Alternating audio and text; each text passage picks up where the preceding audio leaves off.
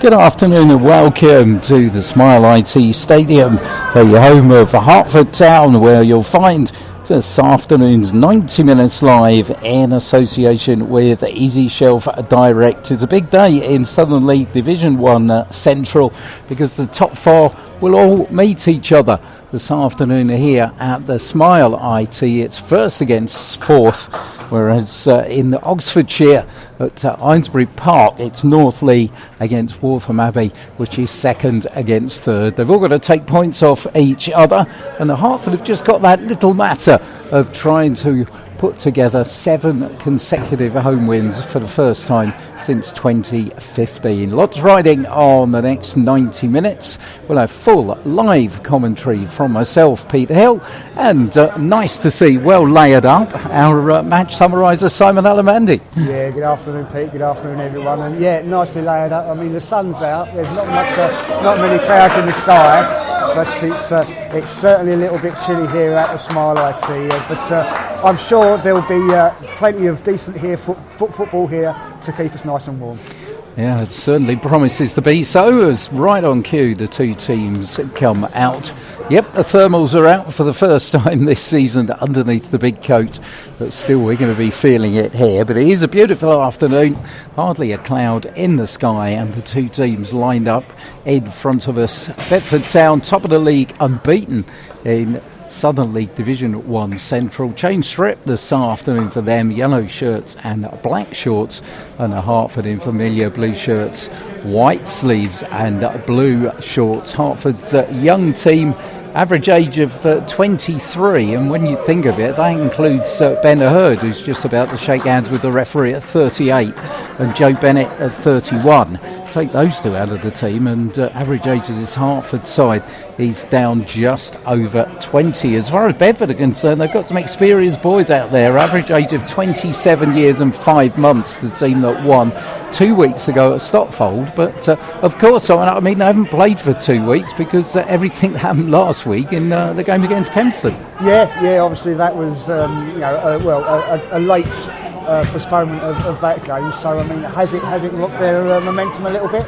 Who knows? I'm sure, as you say, over the next 90 minutes, Pete, we're going to find out. Well, they've had some momentum going, it's got to be said. They've won 7, drawn 3 and lost 1 of their 11 away games so far. The only defeat came 1-0 at Matlock in the FA Trophy, so some record for Bedford Town. Let's take you through the team lineups. If you're a Hertford Town fan listening, well, you haven't got much writing to do again.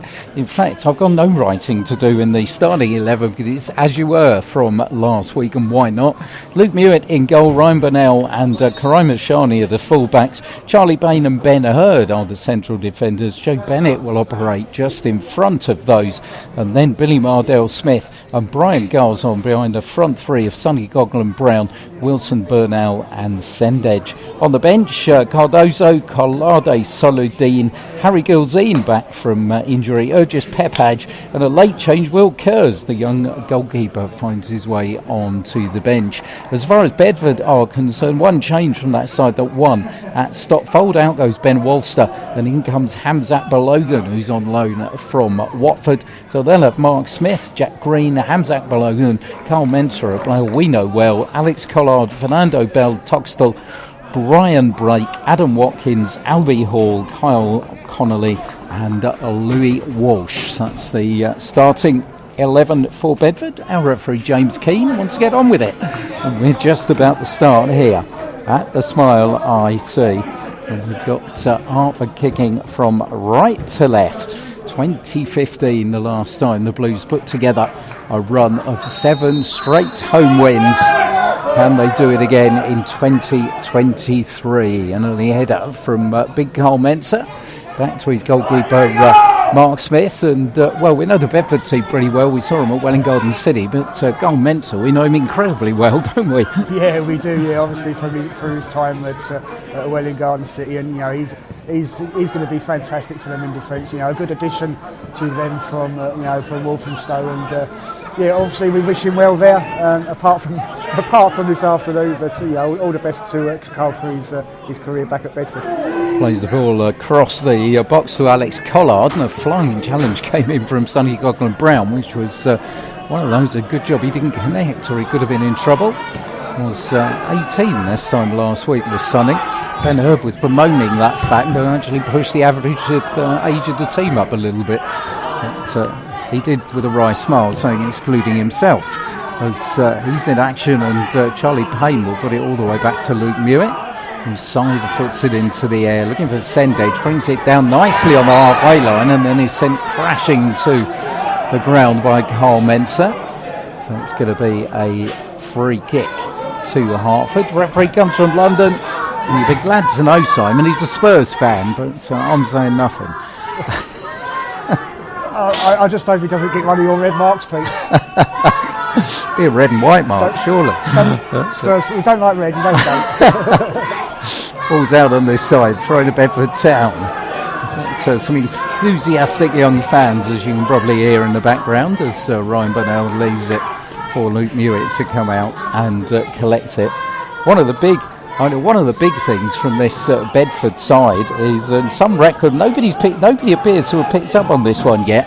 So I think I'll claim it for myself. They have not conceded a goal in the first half of a game this season, which you've got to say is a little bit rare. I don't think there's probably another team in the football pyramid that hold that record. So Ghana Hertford put a dent into it. At the moment they've got some defending to be done on that far side, as Louis Walsh, remember, he looked lively when we saw him against Welwyn Garden City. Feeds the ball back to Jack Green, who's operating a left back. He really is a right back, but because young Balogan's in the side who is a right back, he switched to left by manager Lee Birchill. As Brian Garzon gives the ball away, that's unusual. And forward with Adam Watkins come Bedford Town. Who's Lewis Walsh? Goes past Ryan, but now will fire in the shot, but straight into the chest of Luke Mewett. Bowls it out very quickly to Sendage on this near side. Sendage for Brian Garzon. Garzon again loses the ball, but it'll break to Billy Mardell-Smith, who's milestone for young Billy at 17. He's making his 50th Hertford appearance this afternoon. Ryan Burnell goes down under challenge, and one thing you can say about this game, it started at a terrific pace. It has, hasn't it? Yeah, I mean, a good opening few minutes for us and in this game, but sometimes we find that, don't we? You get a sort of like a fast-paced game in the first 15 minutes or so, and then it dies down a little bit. Ryan Blake in possession on the far side, puts the ball in. Albie Hall's header, and it just goes wide of the target. He's got the number 9 jersey, Albie Hall. He's 25. Didn't play at all last season, but the season before he scored 41 goals in just 32 appearances for Pitstone and Ivinghoe. So he certainly knows where the back of the net is, and he's keeping Lyndon Goss on the substitutes bench, which is a bit of a surprise to me. As Mewett puts the ball out far side, can't bring on Sonny Coghlan-Brown, and Bedford have themselves a throw-in, which the number 10 Kyle Connolly will take for them. Former Leighton Town player, got a few players in this side, as you'd probably expect with Lee Burcham being a former Leighton Town manager with connections. But Hertford in possession. Burnell tries to send Coghlan-Brown going down the right-hand side. Green's in the way. And Mark Smith, the goalkeeper, long kick forward. Blake goes up with Ryan Burnell. Nobody knew where the ball was. Joe Bennett did, though. Brings it down off his thigh and feeds it to Ben Hurd, who gives it to Burnell, who's beaten to it on that far side. Ball comes across the box and out by Charlie Payne. Is Adam Watkins will fancy a shot, but never really got behind it, the former Royston player, and puts it behind for a goal kick to Hertford. Hertford fourth in the table. We're saying the top four all meeting, and one of the other beneficiaries of that could be fifth place Wearer at home to Aylesbury United. Well, at half time how that's going, and Welwyn Garden City also at home. Why can't they actually learn we cover all three teams? I don't know, but Welwyn Garden City at home to Stopfold. So we'll let you know what's going on there at half-time. A half-time sequence, which will feature lots of facts about Bedford and, of course, a Muppet link. As Joe Bennett picks it up the edge of the area, plays it to Mashani. Sendage has given the ball away, and Bedford have made the brighter start here, but here's Garzon for Ryan Burnell. He's given it to Adam Watkins. Watkins will perhaps fancy a chance of a shot again, but doesn't. Goes back towards the halfway line for Carl Mensah. Mensah's long ball diagonally left to right will pick up an offside flag on this near side to denote the fact that Kyle Connolly had drifted into an offside position, and the Hertford will have themselves a free kick. Chance to gain just a little bit of breath. Haven't really made too many inroads so far into the Bedford town half. The wins have come at Mulburton, Hadley, Walthamstow, Aylesbury United, Welling Garden City, Tame and Stopfold.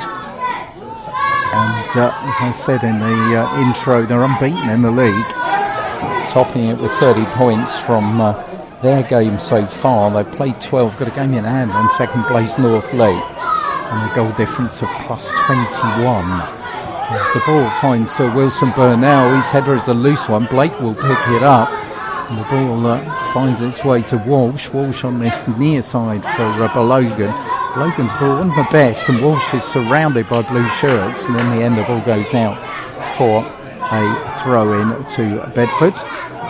It's going to be taken by 18-year-old Hamzat Balogan, who extended his loan this week from his parent club of Watford.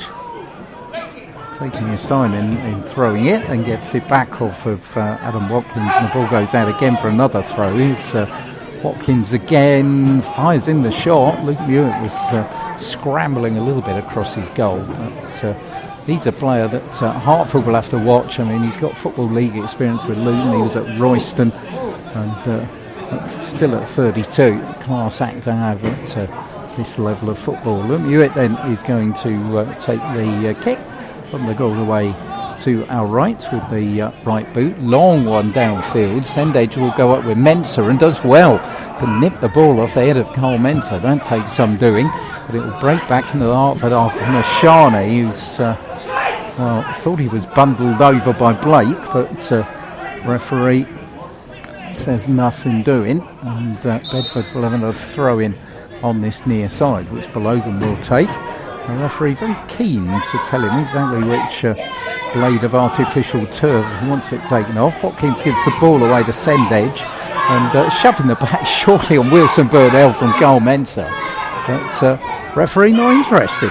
No. I mean, let's hope that doesn't set the way that the rest of the game's going to go. But I mean, that was a clear shove. Ball's out on that far side, throw in to Hertford. Game not to take much pattern, particularly from the home side. Bedford have had a bit of a stranglehold on possession in the opening period of this one. 8.5 minutes gone, and a freezing cold afternoon at the Smile IT, with 90 minutes live in association with Easy Shelf Direct.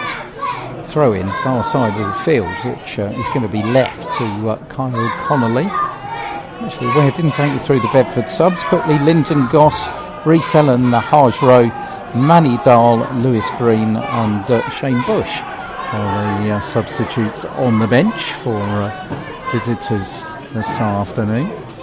Mashani picks the ball up. Here's Mardell Smith. Mashani gets it again. Mardell Smith goes down an Abe under challenge from Adam Watkins, and might be his 50th appearance, but let's hope he doesn't remember it for that challenge, because Billy's felt that. Yeah. I mean, he's not one that that goes down easily, is he? And he's holding that foot of his. It looks like he might have caught him right on the end of his foot, right on his toes. And I mean, thankfully he's up now, and just limping away. But he's made of stronger stuff, really. So let him run that off in the next couple of minutes, and he'll be fine. Benner takes the free kick, long one forward. Only for Sendage again, but Mensah's got a free header out from the edge of the area. It's pulled down on this near side for Balogan. Balogan's ball forward, looking for Albie Hall, but he was policed well by Charlie Payne, and Luke Mewett comes out, collects, bowls it out, still inside his area for Charlie Payne. He's put under pressure by Blake, finds Wilson Burnell, brings it down to Sendage, but Watkins is there first, but can only thump it out of play. Just in front of the stand where we're sitting, where we like it, right on the halfway line here at the Smile IT. Expected a big gate, looks like they got one. 959 was the biggest here, that was for the East Hearts derby, but 335 last week against Biggleswade was second biggest of the season. Interesting to see if this afternoon's goes above that. It's Hertford have it with Brian Burnell on the far side is finding life just a little bit difficult against Connolly, who picks his pocket and manages to win a throw-in for Bedford on that far side of the field. It is a big test for this young Hertford team. But they came through well against an experienced side in North Lee. They came through against a side that many people reckon last week against Biggleswade as well. And they've certainly shown they're made of stern stuff. As far side, Ryan Blake will pick it up, but once again he's adjudged to be offside, and there will be a free kick to Hertford. Just need a little bit of possession, you feel, and just settle down a little bit at the moment. Yeah. As you said, earlier, I mean, Bedford have had the better of the opening 10 minutes or so in this game so far, and I think there's been a couple of occasions where Hertford have given the ball away a little bit unnecessary. So I think they need to, a little bit of period of time of, as you say, a little bit of possession and calm themselves down a little bit. There's Charlie Payne for Brian Garzon. First bit of space for him. Ball hit down the left-hand touchline for Wilson Burnell to sprint onto, and he does. Chance here for Hertford. Sendage has made his way into the box. Burnell picks out Ryan Burnell, fires in the shot. Oh, did that go off the goalpost? It did. Well, Mark Smith wouldn't have got there. And Ryan Burnell's shot, the closest we've come to breaking the deadlock with Hertford's first attack. Yeah, a great little attack down the left-hand side for them, and great ball in. He's taken that shot, as you say. It's just come off the post. But great chance for Hertford, and as I was saying, a little bit of possession, give themselves a little bit of confidence, and hopefully, creating that chance will do so. Well, that's an indication of what they're capable of doing. I do notice Brian Garzon's had a haircut. I hope it's not Samson effect is going to occur with my favourite number 10. But certainly played that ball through well to Wilson Burnell. As Lee Newitt picks it up inside the Hertford box. Cochrane Brown, far side of the field, just being hassled and harried by Adam Watkins. Brings in Billy Mardell Smith, does well, goes around Albie Hall, plays it further down the touchline, and then Green just punts it in the Hertford direction. And the ball will go out for a goal kick. Referee wants a little word with Ben, I think. I don't quite know what that was all about. But Ben Gamby a bit forthright what he thinks about referees. And obviously Simon's wry smile, can't see that on the radio, but I'm saying nothing. I've got to speak to him afterwards. I'm saying nothing. So one thing he did say to us though is he feels that this is the best group of players that he's worked with since he's been here, and it's very hard to disagree with that. Yeah, I was going to say, I completely agree with him. I think this team that he's put together. All right, we know he's always had a young team, and but this group of guys, they're absolutely fantastic, and the talent that's on show is far superior to any other team that he's had since we've been covering them. Well, for the first time, Karai Mashani has popped up inside the Bedford half. Down Ryan Burnell, finds Billy Mardell Smith. That's to go backwards for Charlie Payne. Mashani is out of position at the moment. Joe Bennett was doing the usual covering job. He's back now on the halfway line. Is the left full-back who opened his account this time last week. He's talking to Lucas, our friend, as I came in, and he was saying that Karai Mashani last Friday before the Biggleswade game was practicing shooting from the exact area where he scored his goal. So if I remember rightly, perfect. Last week you mentioned how quiet he'd been and he hadn't really created much. So can you do the same again today, please? Yeah, absolutely. Ball on the far side. Smith comes out. He's right on the edge of the area, but experienced goalkeeper Mark Smith. Been at Salisbury. Was at Brentford where he started his career. Played for Woking as well. Good player to have in your lineup. Long booming kick from him, almost to the edge of the 18-yard box, under the head of Ben Aherd towards Balogan, but Sendage gets there first. Billy Mardell Smith brings it down, brings in Mashani. Coolly back to Charlie Payne inside his penalty area. Maybe playing a little bit for the number 5 shirt now, and the fact that Harry Gilzean's back and on the bench, that looked like a throw to Hertford, but Brian Garzon thinks it anyway. Mr. Keane doesn't. So Garments has got the ball just in front of us, bowls it down to the number 3 Balogan. A little bit further down the line. The ball will break to Wilson Burnell. Finds Billy Mardell-Smith. And Billy does well to avoid a couple of yellow shirts and then chip it out far side to Ryan Burnell. Got a little bit of chance to come forward before Walsh closes him down. And he has to go to the edge of the area where Ben Hurd will just put it all the way back to Luke Mewett as Hertford reset. Played out on this near side for Charlie Payne. Sendedge had come short, but Charlie has given the ball away, perhaps dangerously. Adam Watkins picks it up, but that's a good challenge by Garaima Shani. Watkins didn't see him coming, and Hertford have got the ball back. Here's Mardell-Smith. Forward, he's pulled down by the challenger Fernando Bell-Tuxtell. And Hertford will have themselves a free kick. And it's like a Ryan Burnell effort, as we were saying, Simon, settle them down a bit, and they've had some good possession since then. Yeah, I mean, hopefully, like as I said at the time, it's settled their nerves a little bit, and I don't know if the pressure of facing the league leaders and this 7-game win run will affect them. I'm sure, as we spoke to Ben, he said he's not going to let them get carried away when he spoke to us last week. So I'm sure he's been doing things like that to keep their feet off the ground and keep their mind off things. But you never know. Sometimes that might be in the back of their heads. But as you say, I think after that chance they do seem to have settled a little. Yeah, it doesn't seem to be at the moment, although Bedford had a chance to come forward, but the Shani should sort this out. Dutz finds Sendedge. Box of tricks that he is, but puts the ball back to Mashani, who plays it back to Ben Hurd on the edge of the area. Charlie Payne's the outlet on this side. Charlie's ball down the line, looking for the Sendedge, but given away. Balogan, though, in battle with his fellow number 3, and Mashani just lets it go across the line for a throw-in. Is Mardell-Smith to Garaima Shani, 2 17-year-olds, one to the other. Wilson Burnell, one of the old men in the team, he's 21. Plays the ball out to Ryan Burnell, forward, but Garzon can't get there. Wilson Burnell does, though. Chance for Hertford here. Sendedge was screaming for it on this near side. Balogan got a touch. It's Sendedge going in.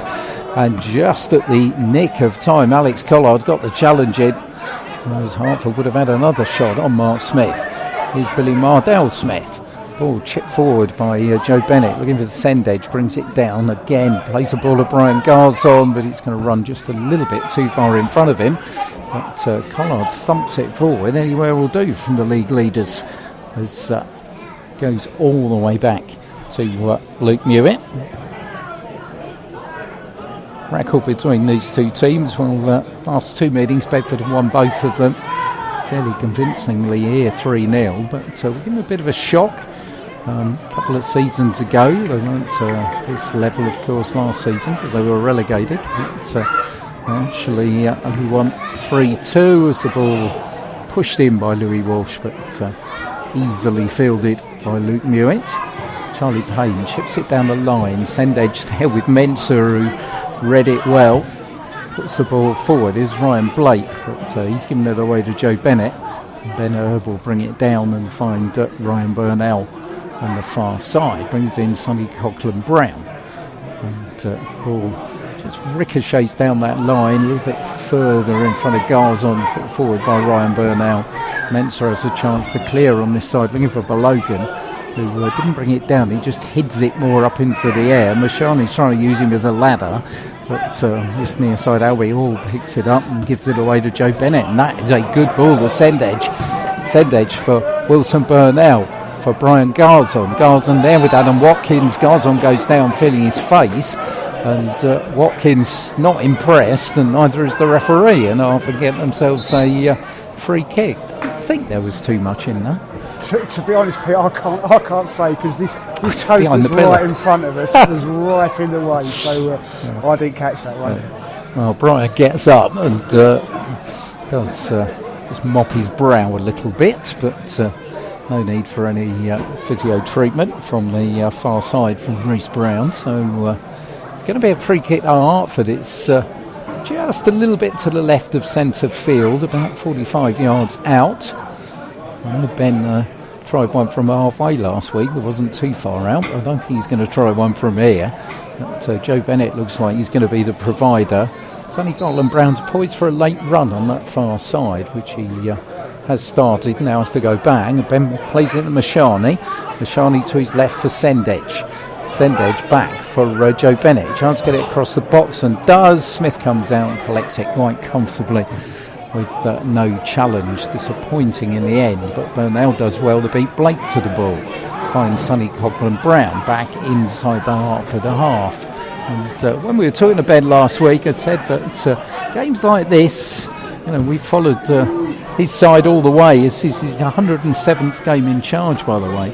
We've seen a fair few of those, and you had a bit of trepidation when teams like Bedford used to come here, because you felt this team would be overawed and out-muscled.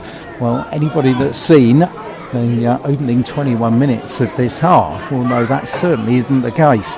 With 23-24, Hertford haven't been overawed or out-muscled as they managed to get the ball away on this near side. Sendage beats Adam Watkins to it, and Bedford have to go back inside their own half. Mensah trying to turn away from Sendage, but gets the ball away as Brian Garzon. 3 against 3 for a moment. Garzon still going down this left-hand side. Looks to get the ball across, has to put the brakes on, but he's still in possession as the big number 10. He finds Sendage. Sendage now trying a couple of those tricks over the ball. Not being bought at the moment by Bell Toxtall, but Hertford still in possession with Joe Bennett. Forward to the edge of the area. Billy Mardell-Smith. Oh, that would have been a lovely flick through to Wilson Burnell, but Bedford sorted out. Hertford still in possession. Billy with the ball again. Finds Mashani. Mashani to Billy Mardell-Smith. Mashani now starts to drift inside. Far side finds Ryan Burnell. But he has to go back into his own half, and momentum's gone just a little bit. But still in possession though, with Ben Hurd, who's going to go all the way back to Luke Mewett. Mewett looks up and finds Sendage in a bit of space here.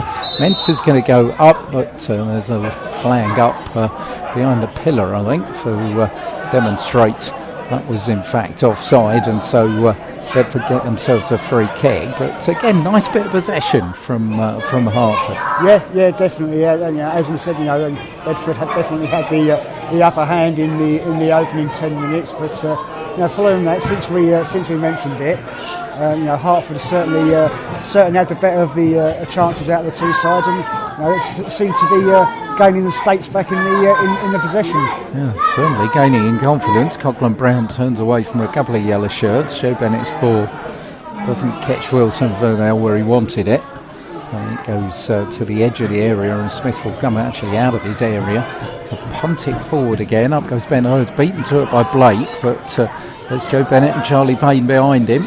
Burnell finds Ben Hurd again. Burnell goes down in a heap under challenge from Connolly, and Hertford get themselves a free kick. The closest we've come in the opening period here has been Ryan Burnell's shot, which bounced off a goalpost with Mark Smith beaten, and looked to spoil the record of Bedford Town, who haven't conceded a goal in the first half so far this season. Ball's down that far side touchline, but he's punted forward into the Hertford half. Joe Bennett will find Billy Mardell-Smith. Mashani has got it on this near side now on the halfway line. Garai Mashani, good ball forward from Mardell-Smith to Sendage to Mardell-Smith. This is nice stuff from Hertford. Brian Garzon going down the left, pulls the ball across. Coughlin Brown goes down. The Hertford fans behind the goal claiming a push, but referee gives nothing, and Bedford get themselves a throw in, and a little bit half-hearted for a shout, I think. Yeah, I don't think there's a real claim there to be made for a penalty, but lovely link-up play down that left-hand side of Hertford, and just shows they're just starting to make a claim for the opening goal in this game. It's just starting to trouble Bedford a little bit more than they were earlier in the game. Well, Sonny scored ahead of the second goal against Biggleswade last week, of course, and he evidently scored one in a junior match in the week with his head as well, so couldn't get hold of that one. But Brian Garzon's got this one, and just slips under Sendage's boot, and will go out of play down by this corner flag on the near side. But suddenly, I mentioned Brian Garzon, he's just picking up that space again between the back four of Bedford and the midfield trio. The spaces that he operates so effectively in. As the throw-in lands inside the Hertford half. Blake shrugs aside Charlie Payne, but Ben Hurd's there to help his defensive partner out. Charlie's ball forward will break for Sonny Coghlan-Brown, still inside his own half. Finds the ever-running Wilson Burnell. Sendedge has got a lot of space on the left-hand side if he can find him. Got Collard as defender, pulls the ball across, but couldn't go all the way past the goalkeeper Mark Smith. Well, Sendedge would have been in with a decent opportunity on this left-hand side. Certainly been impressive stuff from Hertford after, as we were saying, mildly shaky start. 26 minutes gone here in the first half. 90 minutes live with Pete Simon in association with Easy Shelf Direct Limited, bringing you Step 4 football live from 2:45 or 2:55 rather on a Saturday, and live from 7:40 when we find ourselves anywhere on a Tuesday night, as Coghlan-Brown goes thumping down for the challenge by Green. Surely that was a foul, but Sonny gets up again, and something you can say about these young Hertford lads as the ball almost breaks to Blake inside the area is you can thump them, but they just get on with it. Yeah, they do, and I think that comes from Ben. We know, when Ben was younger, he was a tough tackling, sort of like player, and never really sort of like used to moan about getting fouled and things like that. And I think that's what he's instilled in his young side. Just if it happens, just accept it and get up and get on with the game. Good strength by Garzon, brings in Sonny Coghlan-Brown, who's decent cross, but Sendedge who come near post. And that one goes over his head, and Balogan will clear for Bedford. But another opportunity and another example of how Hertford's wide players and their movement is causing the league leaders some trouble here. As Ben Hurd picks it up the edge of his area, goes down on the challenge from Albie Hall, and the ball breaks in the end, and down by the corner flag it will be a throw in to Hertford. And I think Ben I can't see, I think it might have been Joe Bennett who gave him that ball, but he certainly let him know he didn't want it. But nothing untoward happened. No, and Hertford get a throw in, which is punted forward by Ryan Burnell, and Collard, not for the first time, is a little bit enthusiastic on the back of Wilson Burnell, and Hertford have themselves a free kick just inside their own half. Joe Bennett, he'll know Gull Mensah from the Welling Garden City days. They were in the same team together at one stage. Ben Hurd is, though, he's going to take the kick. Square for Billy Mardell Smith. Busy little number 8. Picks the ball up, runs forward. Billy's still running forward. Bounces off of Adam Watkins. Gets it back off of Garzon. This is excellent run by the 17-year-old. Brings in Sonny Coghlan-Brown. Down the line is Ryan Burnell. He's rather snatched at the cross. Watkins hasn't got it clear, though. It will break to Garzon. Still deep inside Bedford territory as Ryan Burnell cannons it off of Lewis Walsh, and Hertford get themselves a corner. Central corner on that far side. Brian Garzon will take it. Carl Mensah is the biggest man on the pitch by some margin, but his Bedford side, they're not the tallest either. But we've said about Hertford's lack of aerial power in there. Brian Garzon, one of the taller players, takes the corners as he is now. Garzon goes towards the near post. Wilson Burnell can't get it, but Garzon will get the deflection back, puts it back in. They did out by Watkins. Didn't really need to do that. The goalkeeper would have liked it. Back in by Garzon. This time the goalkeeper will get it, and Bedford will get the ball cleared. A little bit of indecision there from Bedford. Yeah. I think, as you said, it would have been a wiser decision to leave it to the keeper. But I mean, I don't know if he did shout for it, but that's normally what you'd expect to happen. And maybe a little bit of indecisions, as you say, coming into Bedford, and starting to feel a little bit of pressure from this young Hertford side. Well, the possession was about 70-30 in the opening 10 minutes, but since then it's that way round to Hertford as Garzon on the far side sends Sonny Coghlan-Brown on his bike. In the area is Sendedge. Garzon goes into the area as well. Wilson Burnell arriving on the edge of it. Sonny can't get it across, but he can win Hertford a second corner in quick succession. And those balls are suddenly beginning to catch Bedford out to the flanks. So Brian Garzon will take the corner.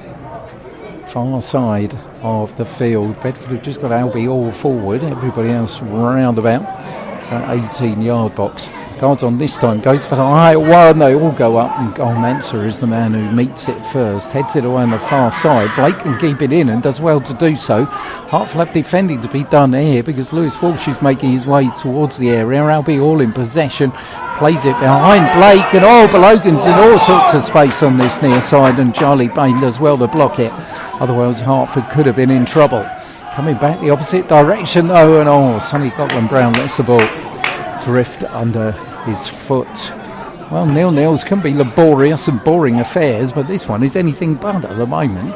Yeah, no, a fantastic game so far. Two great teams putting on a show for all these fans. It's a good, as you said earlier, it's a good crowd here, and we know Bedford get good crowds, and they always bring a good following as well. So nice to see so many of them here today. But it'll be interesting, as you said, to see what sort of attendance we've got.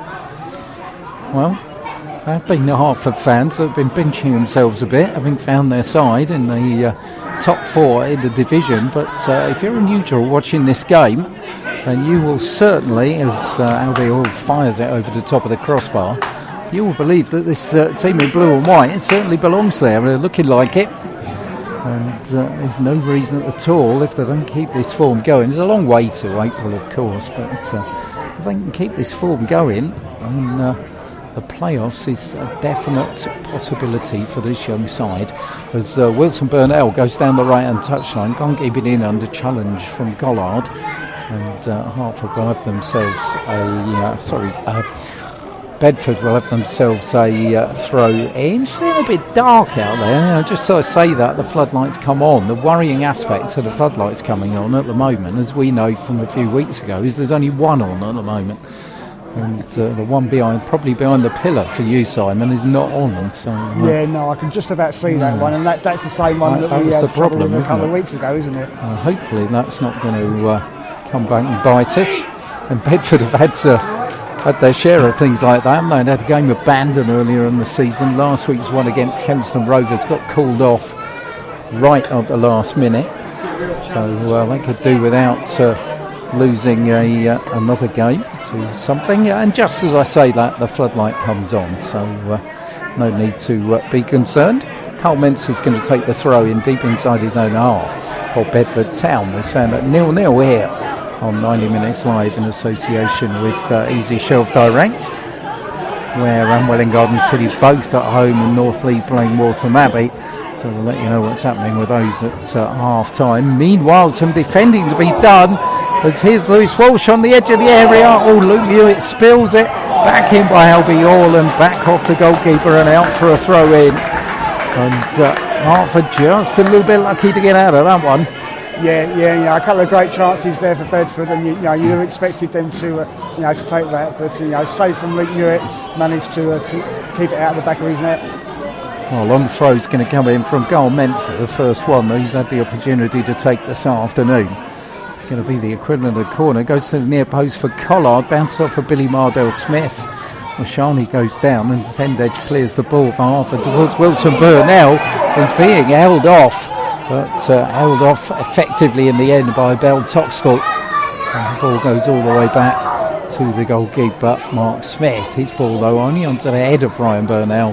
But can't direct it anywhere purposeful. And Lee Bircham, the Bedford manager, collects it and gives it to his left full-back, Jack Green. 26-year-old former Walthamstow and Hitchin player, Jack Green. The ball's threaded down the line to Ryan Blake, who just got the wrong side from our perspective of Ben Hurd, but Ben does very well to get back in contact with him. And in the end, Hertford will clear the ball. Real experience of many, many years in the Football League shown by Ben there to get back on level terms with Bedford's top scorer. Ball's bounced on that far side. Sonny Gotland-Brown lost it for a minute, and Mardell-Smith will pick it up and find Joe Bennett. And Bennett will find Coughlin-Brown again, who brings in Brian Garzon. Garzon turns away from one, but meets Carl Connolly coming in the opposite direction, but the ball just goes out for a throw-in just by the gantry right opposite us here. At the Smile IT, my feet are feeling, temperature's going down as Wilson Burnell puts it back to Ryan Burnell down the line, and once again an enthusiastic challenge, shall I say, as Ryan Burnell goes down. Challenge came in from Fernando Bell-Toxtel, who spent some time at Royston, St Ives as well. It's only his second game, recently signed for Bedford with Albie Hall and Carl Menzer, and Sonny Gollan-Brown does well to win Hertford a corner there. It was Jack Green who felt he was shoved in the bang. The referee wasn't having any of it, and Brian Garson will take the corner. Yeah. Well, I mean, I couldn't have blamed the referee if he had blamed for that, but I suppose that makes up for the shoves earlier that he did give as well. So another Hertford corner here. Here it comes, Brian Garzon's corner. Oh, misses everybody, and in the end I think it was Menzer again who, stooping, manages to head it out. Garzon's got it back across the box. This time it's Collard who heads it out. Walsh helps it on, but Hertford will still be in possession inside their own half with Ben Hurd. Picks out Karai Mashani. Mashani, though, shucked aside by Walsh, and could be possibilities here for Bedford coming forward. Ball breaks to Ryan Blake, left-hand side of the area. Blake tees it up for Adam Watkins, takes a deflection, and Charlie Payne will find Sendedge midway inside the Hertford half. Sendedge has to go all the way back for Charlie Payne, tries to chip it down the line, but Sonny Cochran-Brown, who come to this side, couldn't get hold of it, and Gull Menzer will take the throw-in for Lee Bircham's side. Only onto the head of Mashani. Lewis Walsh on this near side. That's a good ball. Brings in Balogan, but Balogan's ball is a poor one, and it's snatched upon by Joe Bennett, who finds Cochran-Brown. Cochran-Brown's got Sendedge down the left-hand side here with a chance to have a run against Carl Menzer, with Balogan trying to get back on terms. Here goes Sendedge, puts the ball across the box, but once again Mark Smith comes up with it on the edge of his area. Couldn't just get enough on it to beat the goalkeeper. 8 minutes to go before the half-time sequence here on 90 Minutes Live in association with Easy Shelf Direct. That half-time sequence will tell you about Bedford, and tell you about Bedford and the Muppets, of course. It will also tell you about the top of the 90 Minutes Live in association with Easy Shelf Golden Boot, which gets closer every week, and Simon will keep us up to date with what's been happening in the fascinating world of ladies football around the area as well. Some really good teams, some really good goal scorers as well involved in that. As Carl Menzer will also be telling you where we'll be next week, of course. Carl Menzer's got another long throw-in parallel to the edge of the Hertford 18-yard box on this near side of the field. Long throw goes in onto the head of Mashani, back in by Adam Watkins, and just deflects wide of the target. That was going in, and Luke Mewett wasn't getting to it. Yeah, I mean that's Bedford's best chance so far, isn't it? Great shot. From the angle here, I thought it was going in. It just, as you say, it just deflected wide. Thankfully for Luke, because he would not have reached that at all. So it's gone out for a Bedford corner. First quarter of the afternoon for Bedford. Far side Adam Watkins. Referee wants a little bit of word on the with what's happening inside the 6-yard box. There's a complete melee in there. Albie Hall, Collard, Carl Menzer, Luke Mewett's not the smallest. They're all inside that 6-yard box, and the goalkeeper does well to avoid them all and punch it out to Sendedge, who's still inside his area. Doesn't manage to get the ball clear, shoved aside, and the ball will come back. Was pushed forward, but Brian Garzon read that well, and in the end the ball will break forward, and surely there was an offside decision against Bell-Toxtel, and in the end the referee's assistant gets a bit of a haranguing from the Bedford fans behind the goal, but I don't really see why, because I think he got that absolutely right. Yeah, absolutely. I think it is, and I mean, it's Bedford just started to create a few more chances, get back into this game. Obviously, we knew they would. We know what they're like, and we knew it.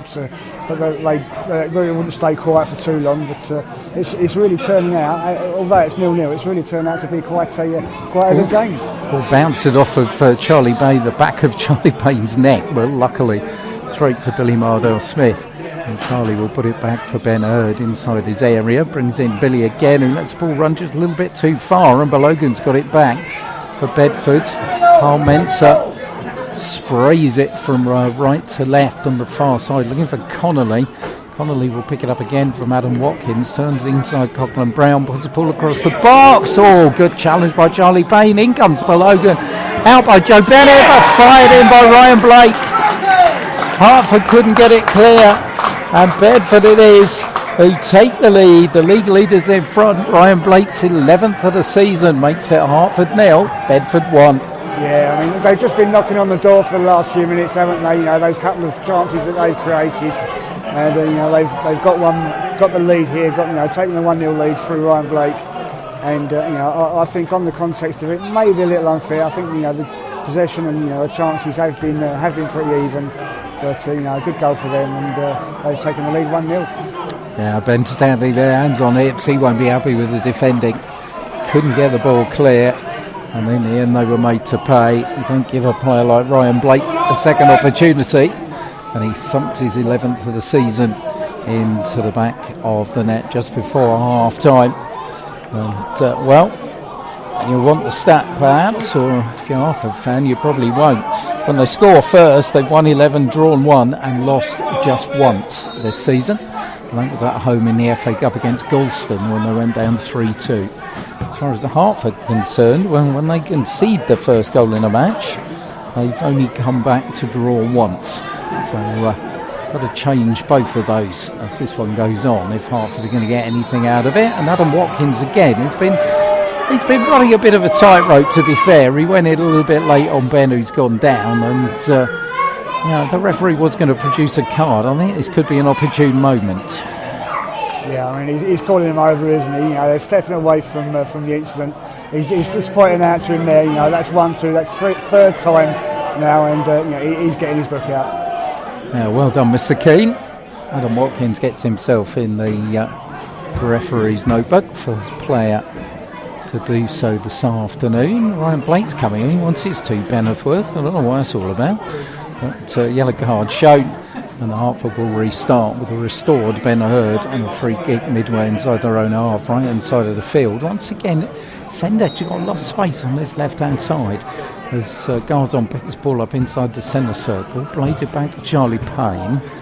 Payne chips it forward, but he's given it away, but Sendech will try and get it back for Hertford. Joe Bennett hits it up in the air, up goes Garzon, and Sendage does finally get to the ball. Garzon nicely forward for Wilson Burnell. Burnell for Joe Bennett. Joe Bennett far side for Sonny Coughlin Brown. Ryan Burnell's up there with him as well. Sonny turns backwards to Joe Bennett, gets it back again. Flying tackle comes in from Green, and the ball's back on the halfway line with Ben Hurd. Plays it left hand side to Mashani. Not seen one of those runs for a while from Mashani, and he's not going to get hold of that one either because it's been overhit. But it's rather against Biggleswade the beginning part of the game last week. He couldn't make those runs. And Balogan's, I think, it's cottoned onto it a little bit here, in that he's almost the number 3 man marking a number 3 when Mashani comes into the Bedford half. Yeah, as you say, you know, he seems to be wise to the idea of what he's trying to do, and you know, if that's the case, you know, he's nullified him pretty well so far this afternoon. Decent battle between a 17-year-old and an 18-year-old, as Mensa's told to go back towards the corner flag by a referee, and then steals exactly the same amount of ground with his long legs before he takes the throw. It's pushed forward by Albie Hall, but Ben Herb will get there on the edge of the 18-yard box. Last minute of an intriguing first half here at the Smile IT. Bedford lead by a goal to nil, but Hertford very much in the game. And apart from the one that went in from Ryan Blake, had one of the best opportunities when Ryan Burnell was unlucky for his shot from distance, rebound off the left-hand goalpost. So Mark Smith will, I'm sure, take his time before taking the kick from the goal away to our left-hand side. It's getting a little bit of a bird from the Hertford fans for just pushing the ball ungainly forward before taking the kick. Long one forward, Hall's missed it. Forward by Ryan Burnell. Wilson Burnell will chase, but goalkeeper's always favourite. Collard struggling though, and in the end just manages to recover because Smith wasn't coming forward. It was a misunderstanding between centre half and goalkeeper, But Bedford not made to pay, whereas at the other end it's Luke Meward. He's in possession, gets it away from Blake, who just skies it on the far side. Cotland Brown comes up, just shoving the back from Green, which the referee missed, but a little bit of aerial tennis ends up with Connolly lumping it forward down that left-hand touchline. All can't get there, Ryan Burnell can, and he finds Joe Bennett. Bennett chips it further forward for Wilson Burnell. It's a decent touch, but Cotland Brown is just being balked in his attempts to get hold of the ball, and that's going to be the final action of the first half here at the Smile IT. A few glum faces from the home fans. Bedford have kept up their record. They still haven't conceded a first half goal this season, because the half-time score here is Hertford 0, Bedford Town 1. Well, entertaining first half there, Pete. I think it's there's been periods of the game, hasn't there? Obviously, like we said, Bedford had the upper hand the first 10 minutes, then Hertford came back into it, and then those last 10 minutes or so, Bedford creating a few chances, and obviously got that goal as well. So entertaining game so far. Hertford still well and truly in it, and I'm sure Ben will go and have a word with the team at half time. We know from last week, he probably won't say a lot, and hopefully there'll be a more positive outcome in the second half for them.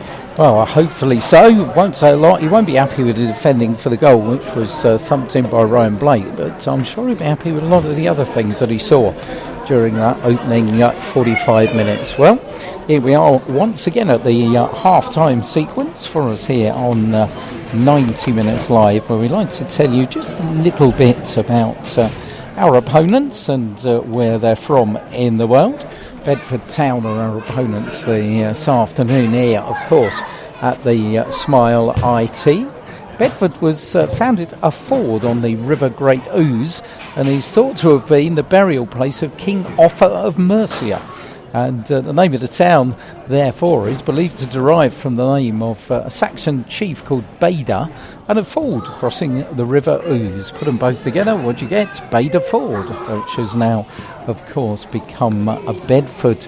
Popular TV series, Some Mothers Do Have Them, starring Michael Crawford as Frank Spencer, was filmed in and around Bedford during the 1970s, which, not one for the teenagers perhaps, but if you remember that great one where he was going round on the end of a long line of roller skaters, burst through the wall of the roller skating rink and then hung on to the back of a bus. Well, all that was filmed in Bedford. The one thing I can say, if you don't know anything about Michael Crawford and Some Others Who Haven't, they're repeating it on BBC 4 at the moment. Do take a look, because the one amazing thing about it is that Michael Crawford did all his own stunts. So there wasn't a stuntman crashing through a wall and hanging on the back of a bus. It was actually Michael Crawford himself. A lot of famous singers and musicians came to Bedford during World War II, because the BBC had upped sticks and moved there because they were threatened by the bombing in London. So the likes of Bing Crosby and Glenn Miller visited Bedford during World War II. Now, famous residents, we could be here from now until the end of the game if we wanted to tell you all about the famous people that have resided in Bedford. So here's just a few. Ronnie Barker, John Le Mesurier, who of course was Sergeant Wilson in Dad's Army, and many other things as well. Carol Vorderman, John Bunyan wrote Pilgrim's Progress. Good old Captain Tom, who was doing those rounds around his garden and raising an amazing amount of money for charity. Harold Abrahams, who was subject to the film Chariots of Fire and won a Olympic sprint gold medal. Former boxer Joe Bugner. Barry Fry, man I know well. Ever interview Barry Fry? He's at Peterborough. If you're ever short of any copy as a radio person, then just get hold of Barry Fry, ask him a question, and disappear off for a burger for 10 minutes, because it'll be about that time by the time you have to answer question number 2. Paula Radcliffe as well, and Eddie the Eagle Edwards was also a resident of Bedford. Attended Bedford School was comedian Al Murray, and also Simon Murray, who was the oldest man to reach the South Pole unsupported, aged 64. Now, I always favour the Muppet Link, which is coming up at the moment, but I've got something I think to push the Muppet Link this afternoon, because it is the story of Lieutenant Colonel Stan Harris, who went to Bedford School. I couldn't believe this. I had to read this a few times, but this is the story of Stan Harris. He was wounded in the Battle of the Somme in 1916. He came home to play rugby for England. He was a polo international for Great Britain. He was a Davis Cup tennis player for South Africa. He was the South African light heavyweight boxing champion.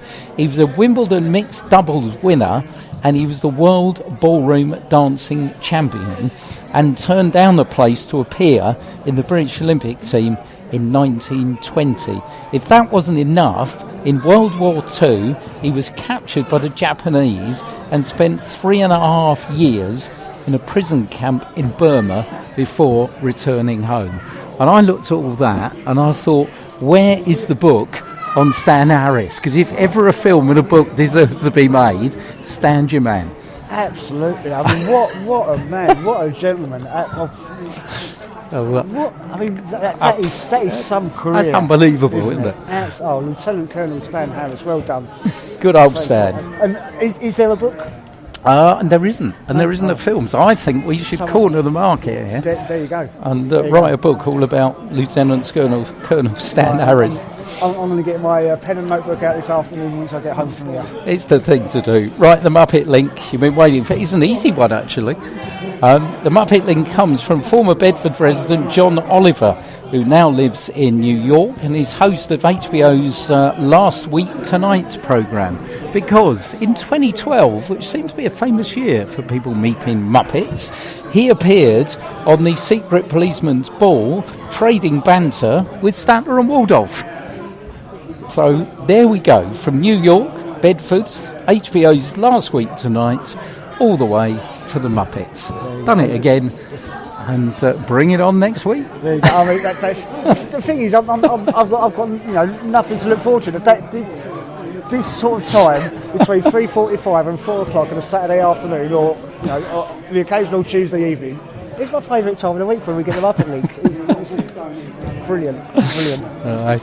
Right, I've got some half-time results or some half-time scores for you from Southern League Division 1 Central, so we'll go through them.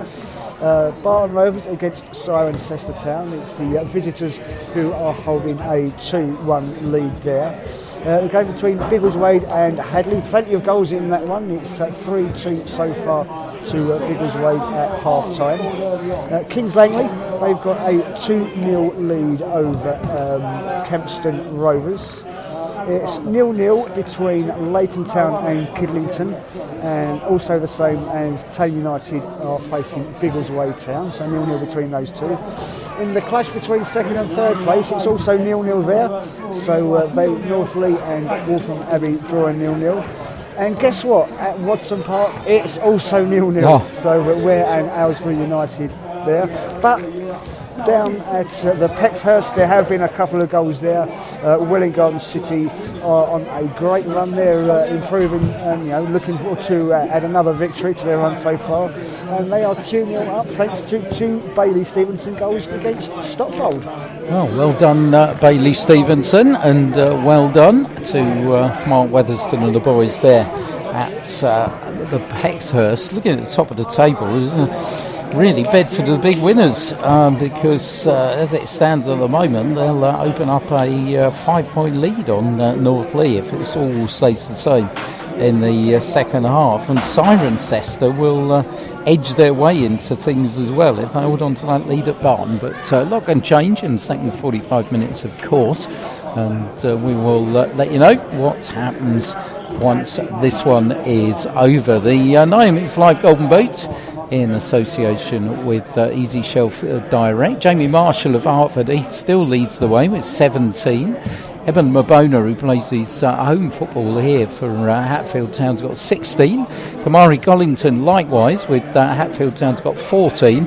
Liam Dalton, who made me change at half-time last week by whacking in a couple of goals for Ware, has got 13. Louis Debenham of Westmill has got 11. They got an interesting game this afternoon. They're in the Norman Appleby Trophy and they're playing Bush Hill Rangers. So that'll be an interesting one for Westmill.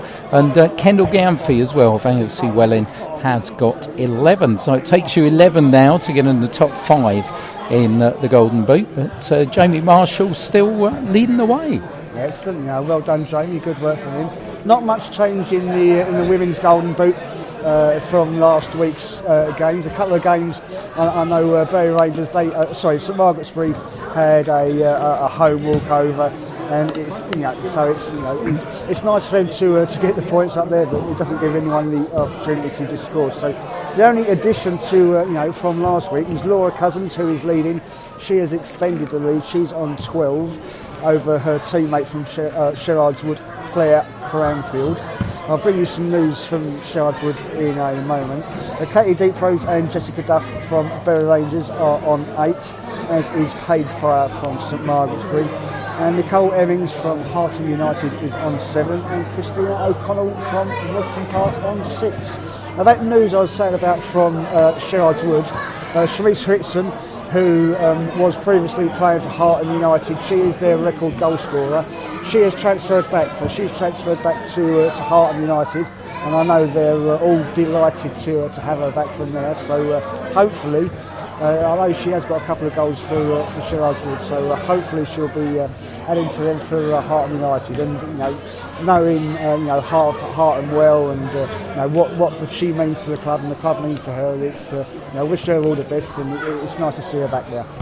Yeah, it's always nice to see players reunited and clubs which the supporters have taken to. They've been Subwatch going on at the moment. I don't expect any changes. I wouldn't have thought for either side. Hertford's bench, I mean, it's just maybe just a little bit light this afternoon when you look at it. Harry Gilzean's coming back from injury. Of course, Will Kurz is a late addition to the bench. So in terms of attacking players, I mean, Cardozo's an obvious one, but maybe just not quite has got much flexibility on the bench this week as Ben's had the last couple of weeks. Yeah, no, there isn't, is there? It's I don't know if it's due to injuries or what why the players are not here and unavailable, but he hasn't got that variety that he's had before. Yeah, no Manny Robe on the bench, who's a player that I certainly like. He can give you all sorts of problems and other box of tricks. Few Hertford players are out early, which usually would dictate, as you were saying, Simon, the fact that Ben hasn't really had a lot to say. As he said to us last week, well, I didn't really say a lot at half-time. No, I mean, he said there was no reason to say anything last week, and I think for this week, as you said, he's not going to be happy with the goal, so he's going to tell him his thoughts on that. But apart from that, all he can really say is, let's have more of what we had in that first half, and try and create a couple more chances, and keep going, keep knocking on the door, and it will come. Well, I think those chances will certainly come, and it'll be interesting to see the reaction of Bedford if Hertford do get one back. Bedford side coming out. Very experienced side that Lee Bircham has put together, and that's showing in what they've done in the league so far. They haven't had a fixture for 2 weeks as well. Next week, they've got another big one next week. I mean, these are the big weeks at the top of this division because this is the top 4 meeting today, and North Lee, as we've heard, are 0-0 against Waltham Abbey. But next week, it's going to be the top 2 meeting when Bedford take on North Lee. So, just coming up just before Christmas starts to draw us in, they're 2 very important weeks. Yeah. I mean, if they get 3 points here today, 3 points next week, that will, really set them up. Obviously, as we know, and you alluded to earlier, there's a long time to go till next April. But getting those results, as you say, especially in the build up to Christmas, will be huge for them. And some big games coming up towards the Christmas period, and one of them will be next week. Next week, we won't be here, but we will be following Hertford Town, because we can tell you that next week I think both of us will be making first ever visit, hopefully, to Stotfold. Yeah, absolutely. Looking forward to that one. Another trip, 90 minutes on the road. Hopefully, as I said to you, Pete, it depends what time Charlie's got his football and what time that kicks off. It was a late kick-off today for him. Didn't finish till about 20 past 2, but luckily we was only 2 minutes around the corner, so that helped out. So next week, Stotfold against Hertford in Southern League Division 1 Central. Two teams out. Bedford are about to get us underway, as they do, kicking from right to left here at the Smile IT, with a 1-goal advantage given to them by Ryan Blake 4 minutes before half-time. Give it the two team lineups, which are unchanged from the teams that started the match when we give them the appropriate break in play.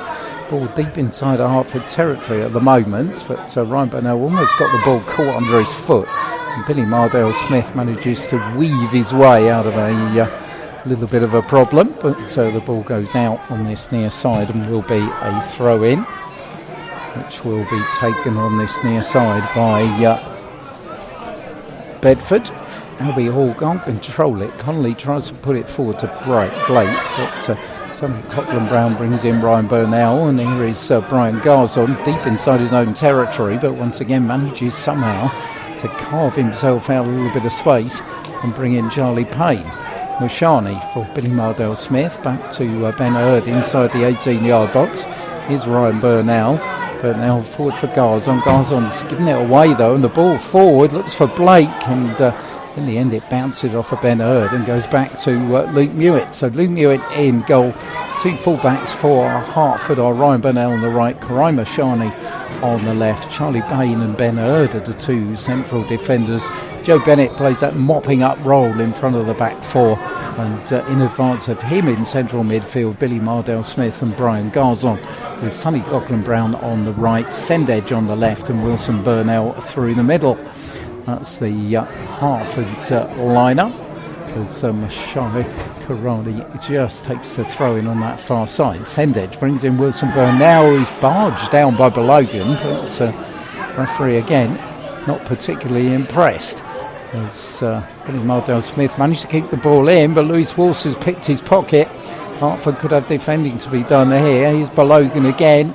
Belogan thought about the cross, in the end puts it onto the right boot and balloons it over the top and out for a goal kick to Hertford, which gives me an appropriate time to tell you about the Bedford Town lineup. Mark Smith in goal, two pullbacks, Chet Green on the left, Hamzat Belogan on the right, central defenders Carl Menzer and Alex Collard, centre of midfield Adam Watkins and Fernando Bell-Toxtell, and then up front Albie Hall, Ryan Blake and Lewis Walsh, with Carl Connolly in support as the ball goes across the Hertford box and Mashani lets it run. Belogan will try and keep it in and just manages to.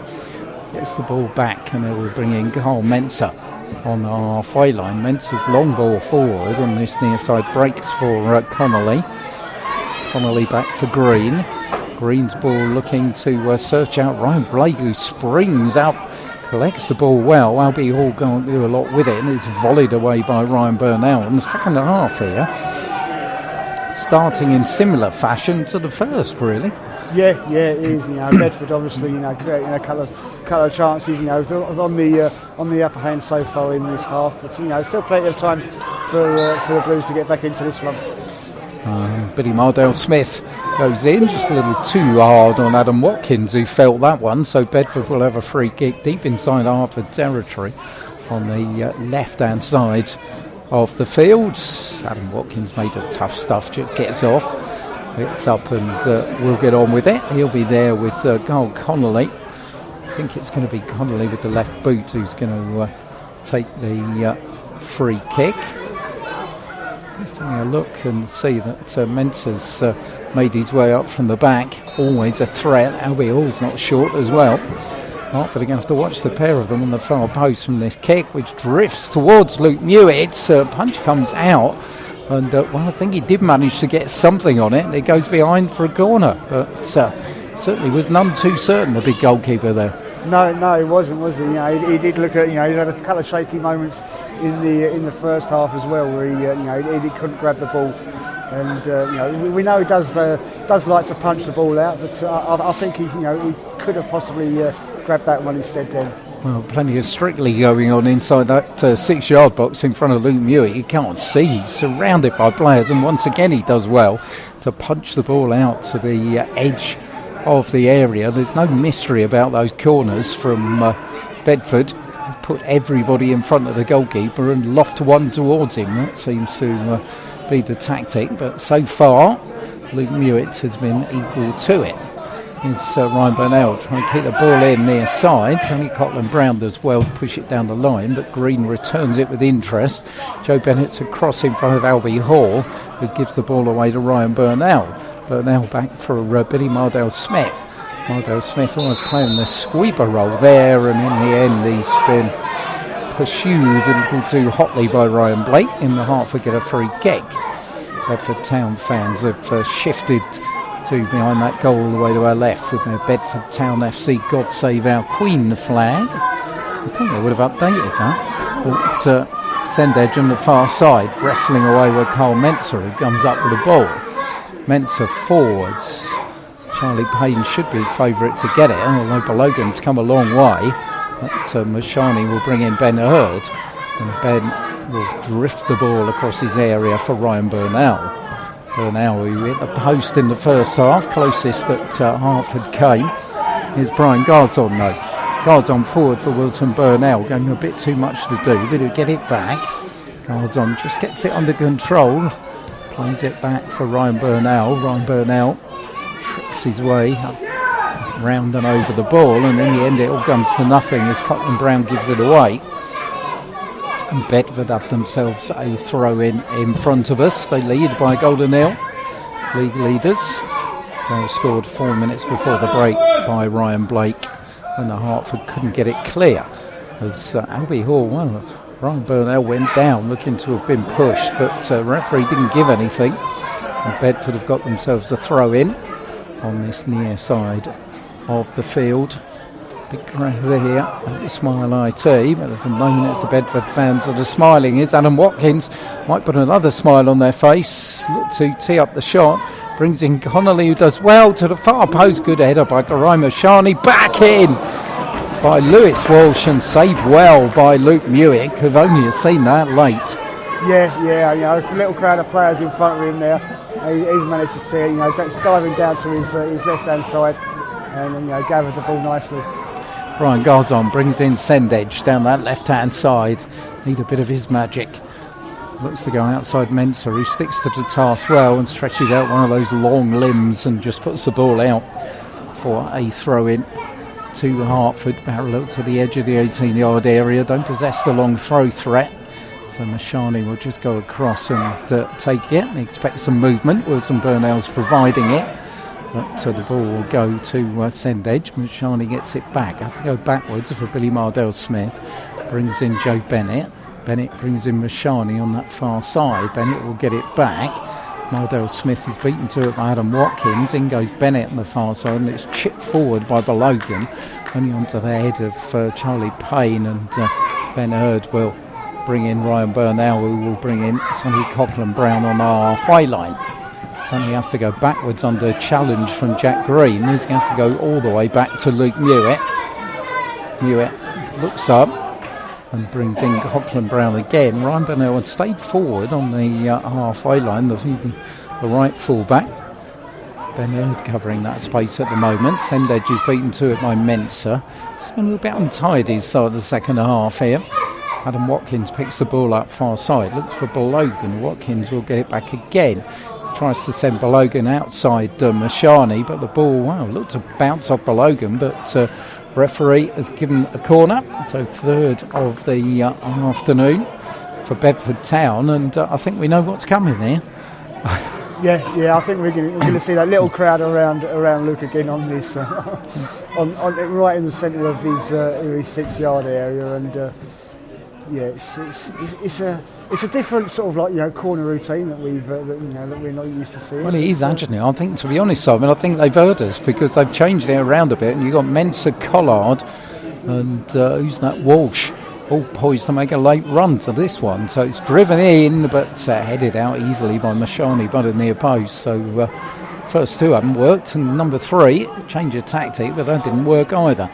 It's thrown to be taken from behind the pillar by, I think, judging by the white boots, it might be Adam Watkins. But just see if, it's actually Balogan who's going to take the throw for Bedford.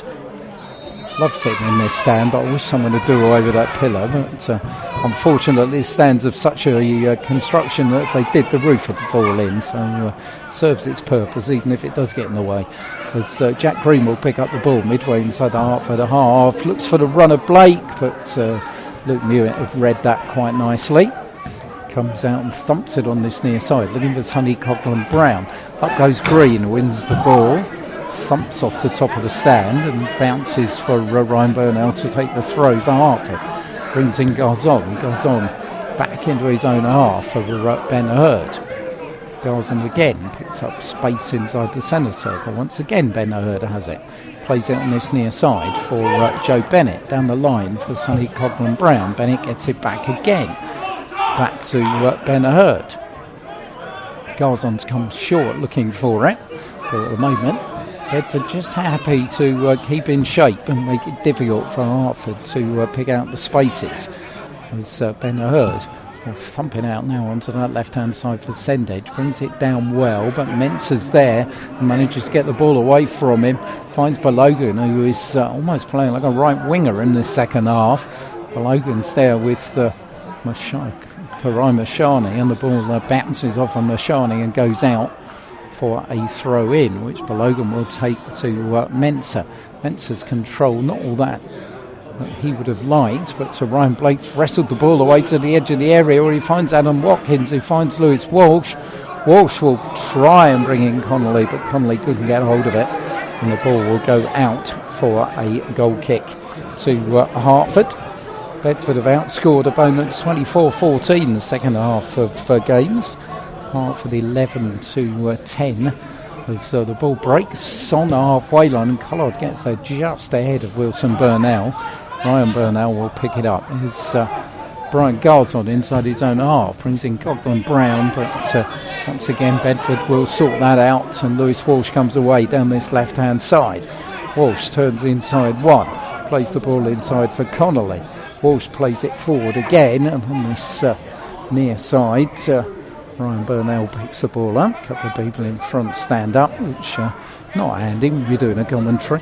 But I'll tell you what happens in a minute when they've sat down again.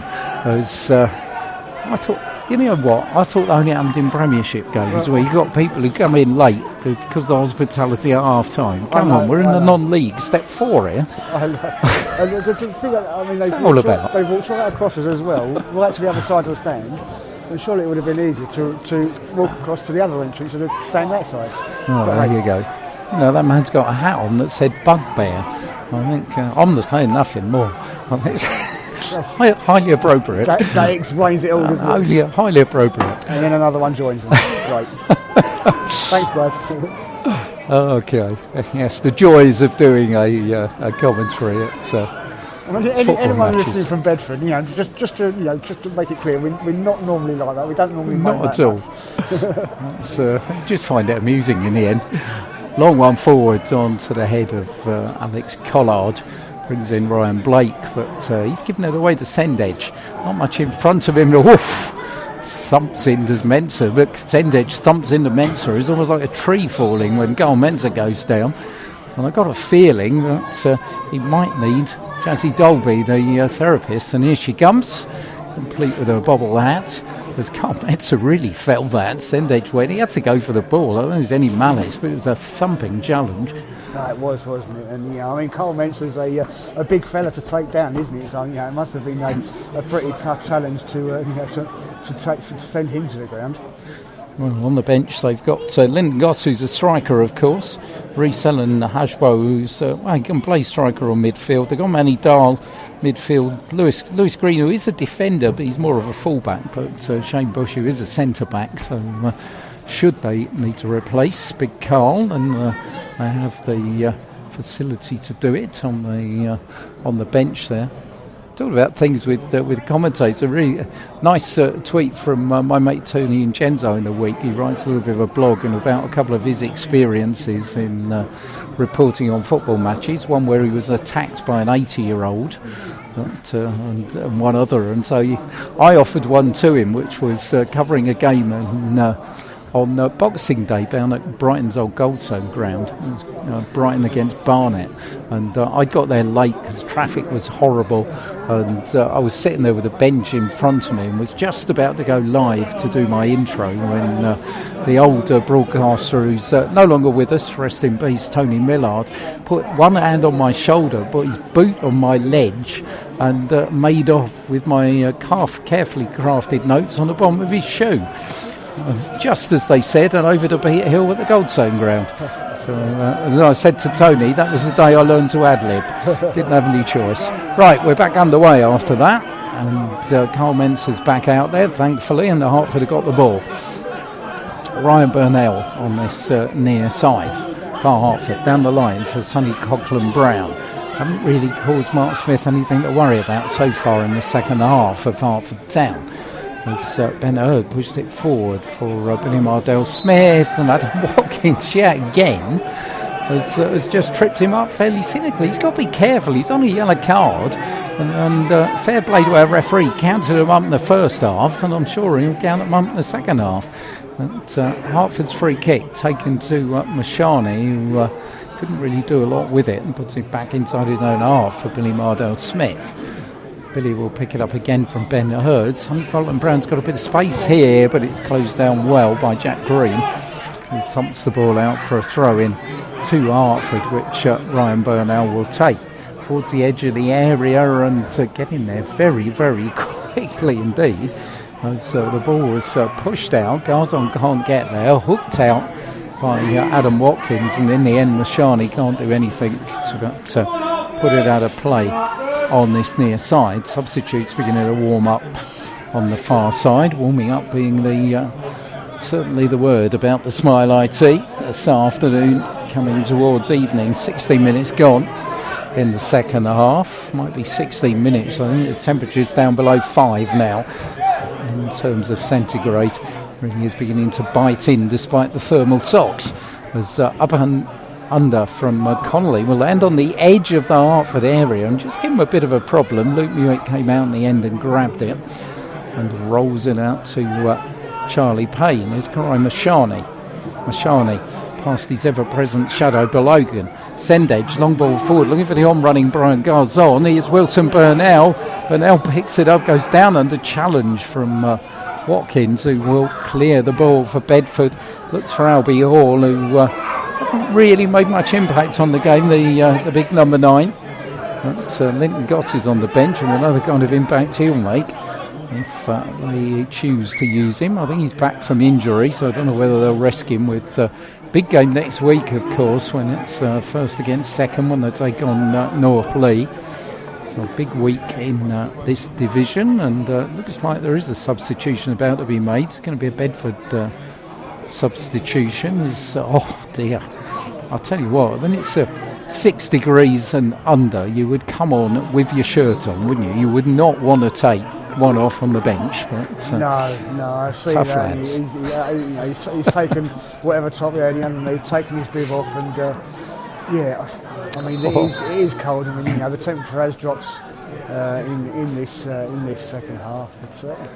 Wow, here's the board. It's Belogan who's going off. It's a bit of a surprise. He's had a decent game, and it's going to be Lewis Green who comes on. So we've got full-back for a full-back.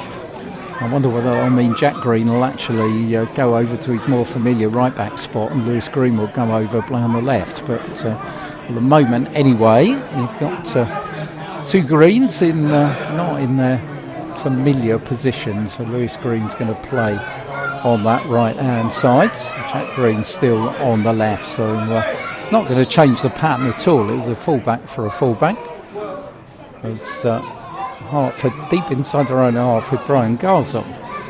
Garzon onto the halfway line from Mashani. Mashani just manages to wrestle away from Adam Watkins. And on this near side, Ben Hurd will pick the ball up on the edge of the 18-yard box. Ben looking for something forward, can't find what he wants, and has to go backwards to Charlie Payne on the edge of the 18-yard area. Charlie's ball forward for Brian Garzon, can't control it for once, neither can Mensah. And ball will go out for a throw-in to Hertford. Just need to up the pace a little bit. Bedford, to me anyway, the league leaders with a 1-0 lead, a little bit in cruise control at the moment. Hertford need to give them something to think about. At the moment, they've got to think about defending as Ben Hurd slides in against Hall. And the ball bounces down again after big number 9, but this time it came off his arm. And Hertford will have a free kick. Sendage pulling over to that left-hand side. Cotton and Brown down this right-hand side. And referee is just, well, he's having a word with Ben about time wasting, I think. Or is he? Or is he having a word because Lewis Walsh looks like he could have a problem? I think it could be Lewis Walsh, actually. But Walsh is okay. And Ben will take the free kick again. So it's Hertford's time here because they trail by a goal to nil. It's chipped on this near side for Bernal. Bernal's control lets him down. Connolly's got the ball, but his ball forward is a poor one. And Luke Mewett will side-foot it to Ryan Bernal on this near side. There's Ben Hurd, still deep inside the Hertford half. Well, we have been for a lot of this second period. Ardell Smith does well to find Joe Bennett, who on that right-hand side finds Sendage. And down the line is Karai Mashani. Mashani with Watkins in front of him. Sendage can't get hold of the ball. Mashani goes in, and in the end it's Lewis Green's first touch that wrestles the ball away from the Hertford teenager, and it rebounds back inside the Hertford half for Luke Mewett to chest it down to Ben Hurd. Stable End's quiet. The choir haven't got going, but to be fair, they haven't had a lot to sing about in the second half. Chip forward, Bernal's header, Wilson Bernal that is, but Jack Green's there quickly in front of Galton Brown. That's been the story of the second period here. Bedford have just looked a little bit quicker as all on this near side controls the ball away from Ryan Bernal, who's buzzing all over him like an annoying wasp, but in the end it's Wilson Bernal coming deep who wins the ball, finds Joe Bennett further down the line. Is Wilson Bernal again. Wilson chips it inside for Ryan. Ryan Bernal runs into trouble, and this time he's run straight into Fernando Bell-Tuxtell, and will get a free kick for Hertford Town. A little flash on the board on the far side would show that I think Linton Goss is going to make an appearance. Just saw the number 12 shirt come up. Got a feeling the hall's going to go off and Linton Goss will come on, as Ryan Bernal curves one to the edge of the area. Everybody misses it. Here's Sendage. Oh, thought about a shot and then thought again. Here's Brian Garzon still inside the area. Drifts just a little bit outside, and on the far side Sendage puts the ball between Mensah's legs. It's miskicked to Billy Ardell Smith on the edge of the area. Can't get hold of it. Collard comes away with it, and here come Bedford Town. Walsh far side to Ryan Blake. Lewis Green making his way up as well. Further down that touchline is Louis Walsh. Louis Walsh tries to pull the ball across. He does. Up goes Albie. Oh, misses the sitter. Should sorely have done better with that. Edge of the 6-yard box. Free header and put it well wide of the target. And I think that will confirm the fact that Linton Goss will be making an appearance when we get a break in play. Meanwhile, Bedford's still in possession with Collard inside the centre circle. Far side onto the halfway line for Mensah. Mensah threads it forward and Ryan Blake has it. Ryan Blake run down that touchline. Charlie Payne, Blake just careers into him. Charlie goes down, ball goes out. It's going to be a goal kick to Hertford, and here comes the change. Yeah, I mean that was a great opportunity for Albie, wasn't it? And looks like that's his last thing he'll take part in this game. Well, he's going to go off, and as thought, Linton Goss, the former Tame United North Lee man, is going to come on. Albie always a physical presence because of his size and height, but Linton Goss is a real physical presence because of his strength. And it's going to be interesting how Charlie and Ben cope with that. As Linton Goss, who has been injured, scored on his debut against one of our teams, against Ware, when Bedford beat them 7-1 at the Erie, of course. has got himself another couple of goals since then.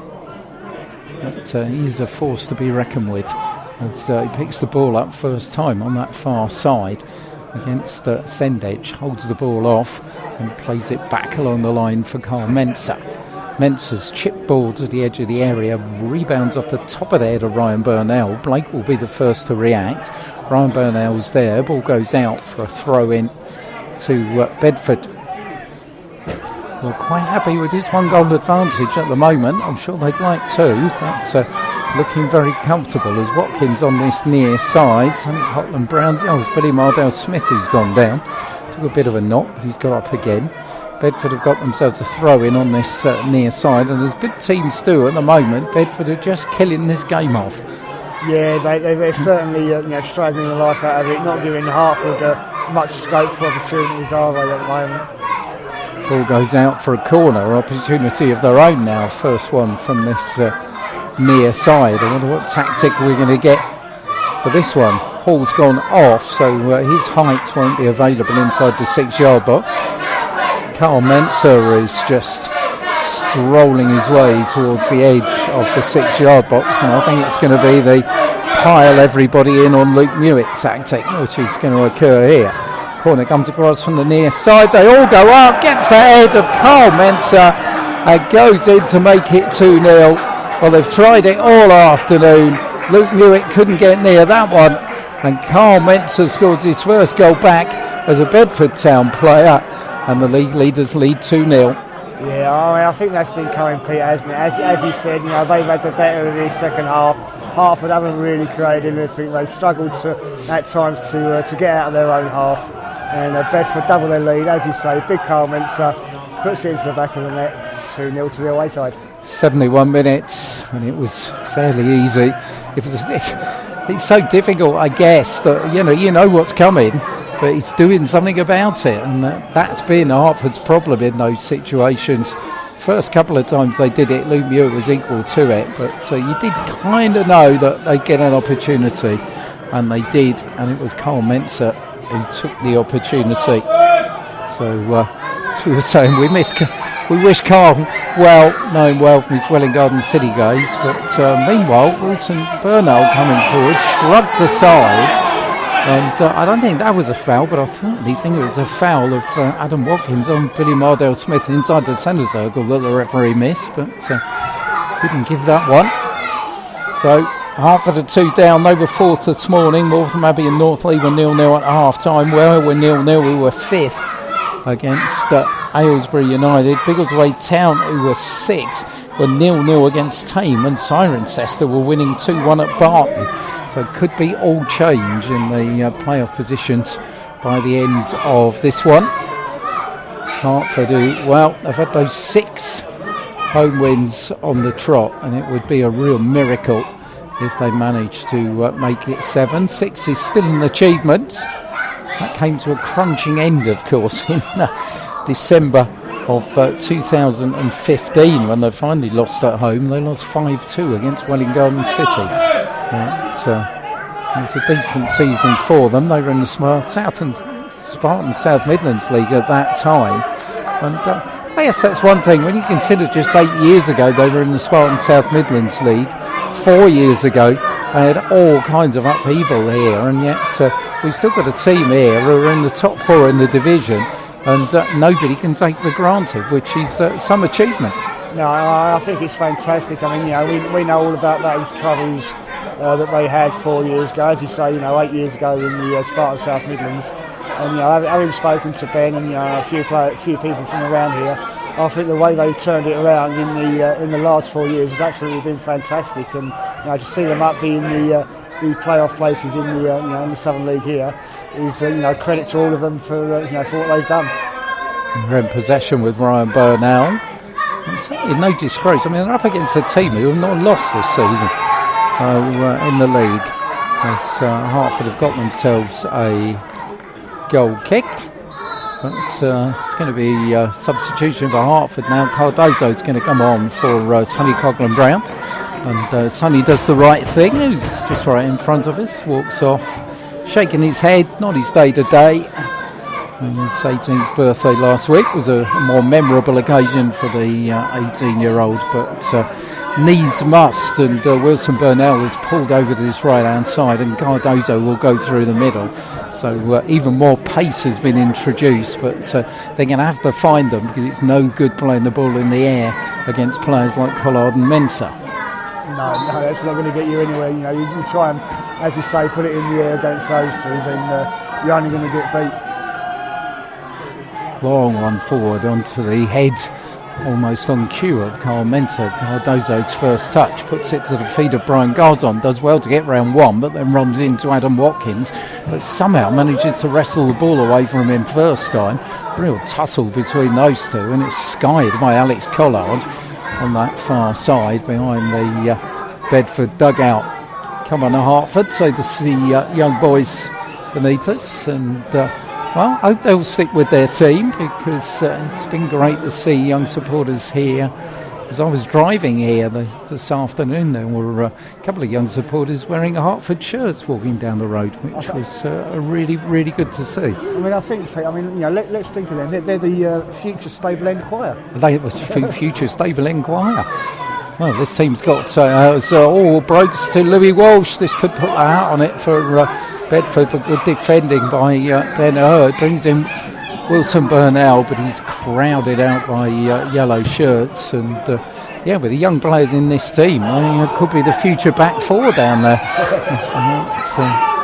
Hertford in possession, and win, lose or draw, we know they will go and greet their supporters, as Hertford Town always do. The big bonds between supporters. Good crowd, as we were saying. Like to know what the attendance was here, as Billy Mardell Smith was brought down under challenge from Louis Walsh.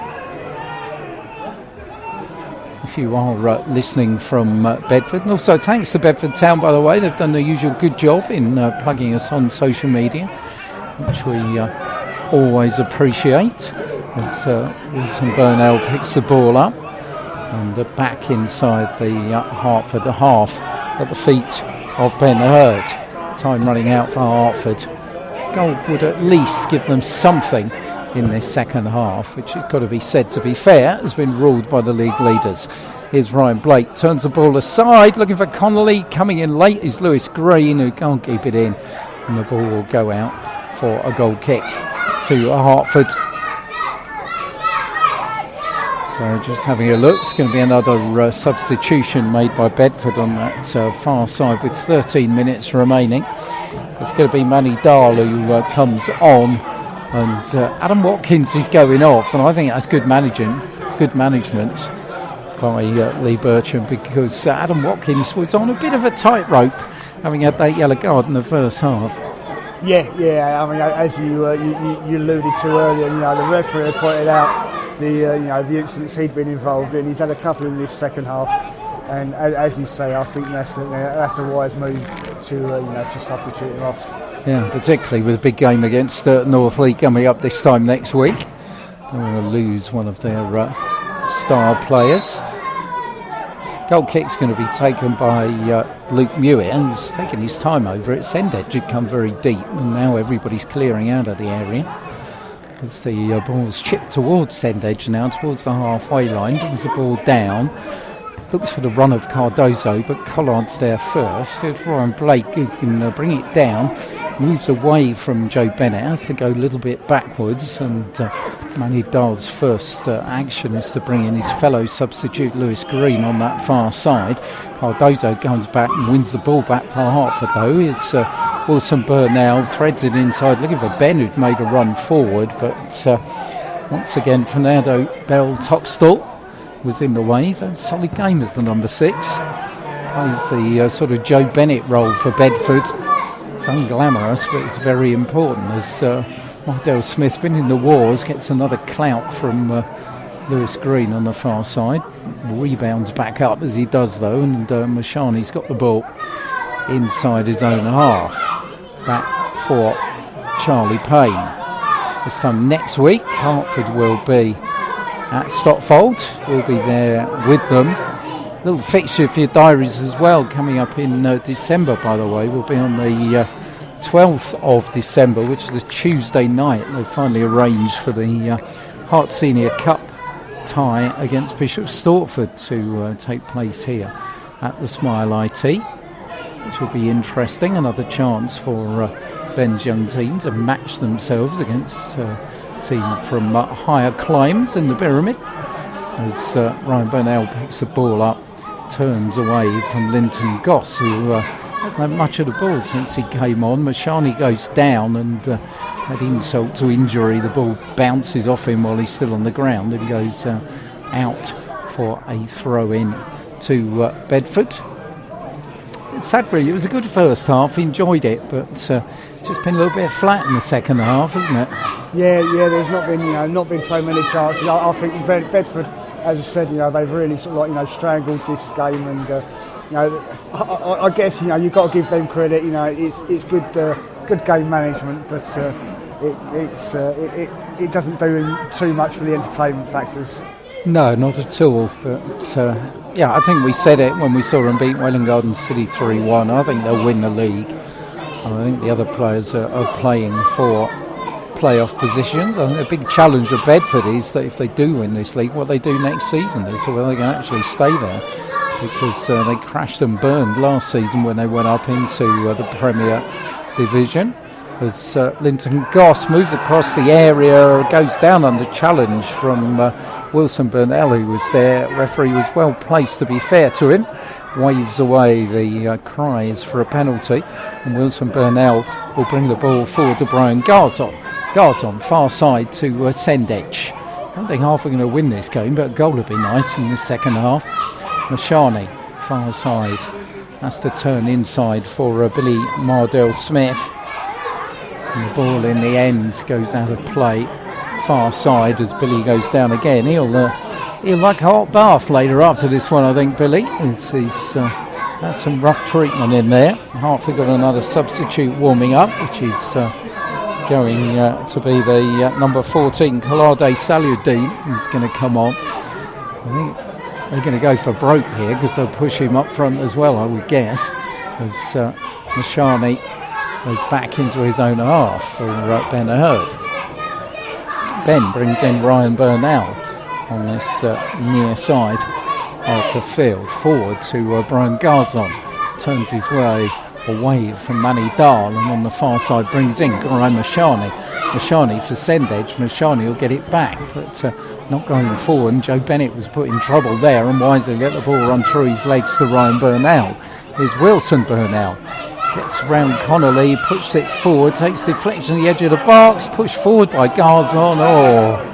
And Cardozo couldn't get hold of it, and it will break on the halfway line for Ben Hurd.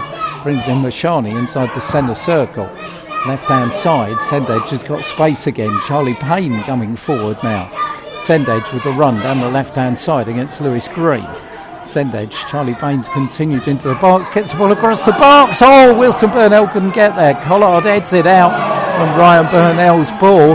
He's headed back in by Wilson Burnell, and in the end it's scuffed clear. Hertford still with the ball. Billy Mardell-Smith for Joe Bennett. Can Joe get it across the area? He can. That's a decent cross. Headed up in the air by Collard. Further on by Colony.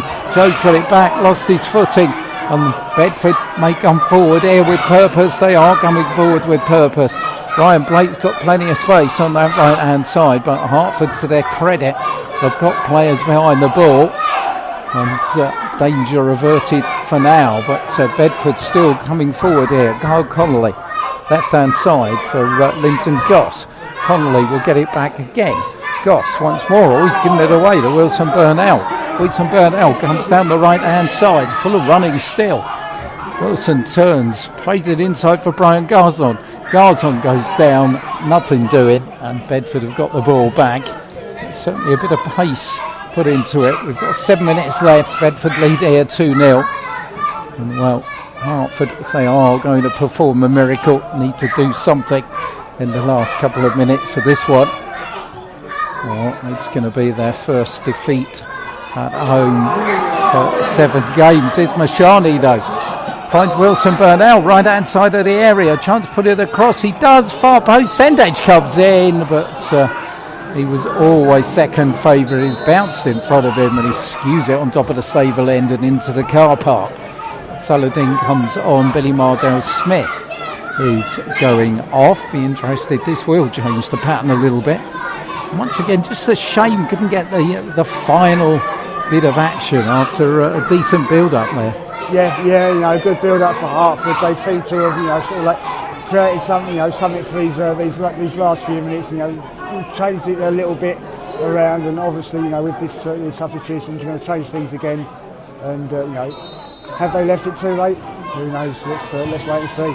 I think it's almost going to be a 4-2-4 here. Saladi Colladine's come on, and he's going to play up front with Cardoso with Sendage one side and Wilson Burnell the other. So let's go for break time, and why not? They're 2-0 down. If they get a goal, then who knows? Bedford might get a little bit nervy. But I think his emphasis on the word could at the moment. As Bedford are doing a professional job. Luke Hewitt's got to do a job here because he's being closed down by Louis Walsh, and in the end it was Blake who gets a round of applause from the Bedford fans behind the goal for getting in touch with the ball and putting it behind for another Hertford goal kick.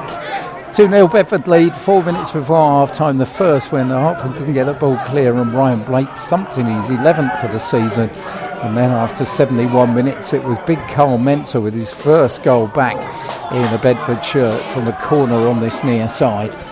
As Mashani comes forward for Hertford, belays it again just a little bit though. Joe Bennett near side for Ryan Burnell. Burnell's got Wilson Burnell screaming for it outside him, but manages to go on the left hand side for Mashani, who brings in Sendage. Mashani's continued down the line. Sendage turns inside for Joe Bennett. Mashani will get it now. Mashani for Brian Garzon on the edge of the area. Garzon looks for Cardozo, can't collect it, but Hertford will get it back with Mashani.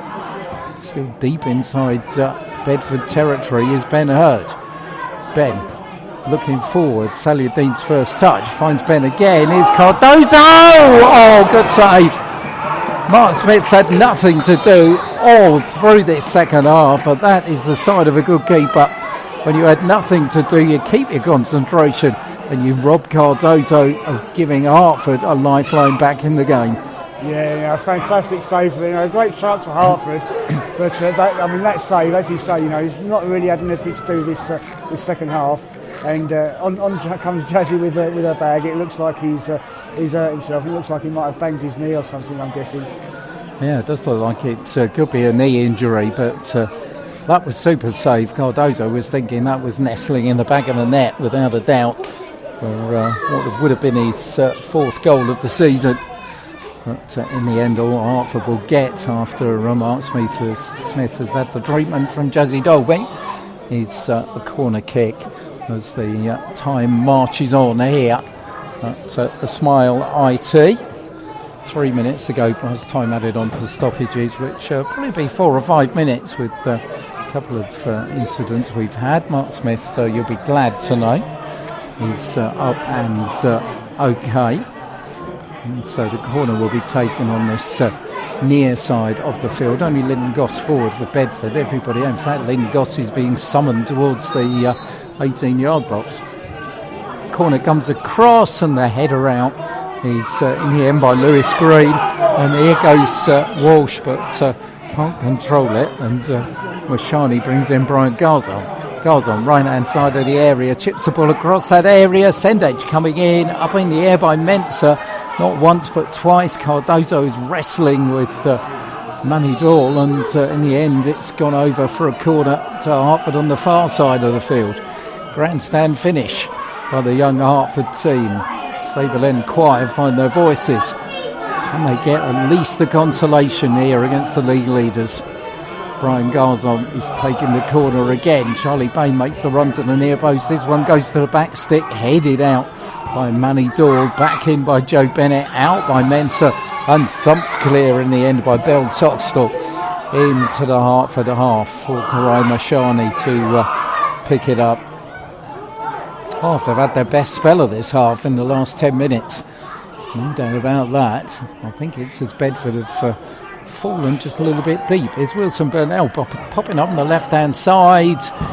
Too many defenders, though, and anywhere will do at this moment in time. And it's thumped forward by Manny Dahl. Ben Hurd will collect it. In fact, Charlie Payne will collect it for Hertford Town. Plays it to Ben Hurd. We're in the last minute, the Smile IT. Bedford very close to maintaining their unbeaten league record and moving on to 33 points from their 13 games. Long ball forward, picks out Sendage, brings it down nicely. Sendage against Carl Menzer. Sendage drifts inside, fires it in, bounces it off of Lewis Green, and Ryan Blake will try and keep it in far side. Can't do so. As Pat Sinfield is very quick to put his arm up and note. The referee had got it covered, and Joe Bennett picks it up on the halfway line. Joe will play the ball out near side to Ryan Burnell. Ryan turns inside Linton Goss, then chips it up with the left boot, looking for Sendage, and it says 6 minutes to be added on. So we're into 6 minutes added on at the end of this one. Big test for Hertford side. They haven't quite come up with it. Did well in the first half, fluffed their lines a little bit in the second, but have shown certainly that they will still be a force to be reckoned with. And hopefully they will bounce right back in front of us against Stockfold this time next Saturday. So throw in on the near side to Bedford Town. Not going to be in any hurry whatsoever to take it. Jack Green plays two. Where's two? Plays left back this afternoon anyway. Can play left or right back. Linton Goss loses out to Ryan Burnell. But Green gets his head to the ball and finds Kyle Connolly. Connolly's ball across has Luke Hewitt wondering about it as it lands on the roof of the net, but I don't think it was going to be too troublesome for the big goalkeeper. Far side of the field, Karai Mashani picks it up for Hertford, drifts it inside to Joe Bennett. Mashani's got it again. Garzon's asking for it inside the centre circle, but Mashani goes backwards for Ben Hurd. Ben's got Wilson Burnell down this right-hand side. Back for Ryan Burnell. Ryan Burnell chips it far side for Charlie Payne to pick the ball up. Brings in Joe Bennett on the halfway line. Hertford having trouble getting out of their own half at the moment. They trail 2-0. Need a miracle to get anything out of this one. Ben Hurd forward. Saludin once more back into his own half for Ryan Burnell. Burnell for Brian Garzon. Garzon far side. He's got Charlie Payne there. Doesn't like that option. Nips it inside the centre circle for Ben Hurd. Ben's long ball forward now on this near side, looking for Ryan Burnell.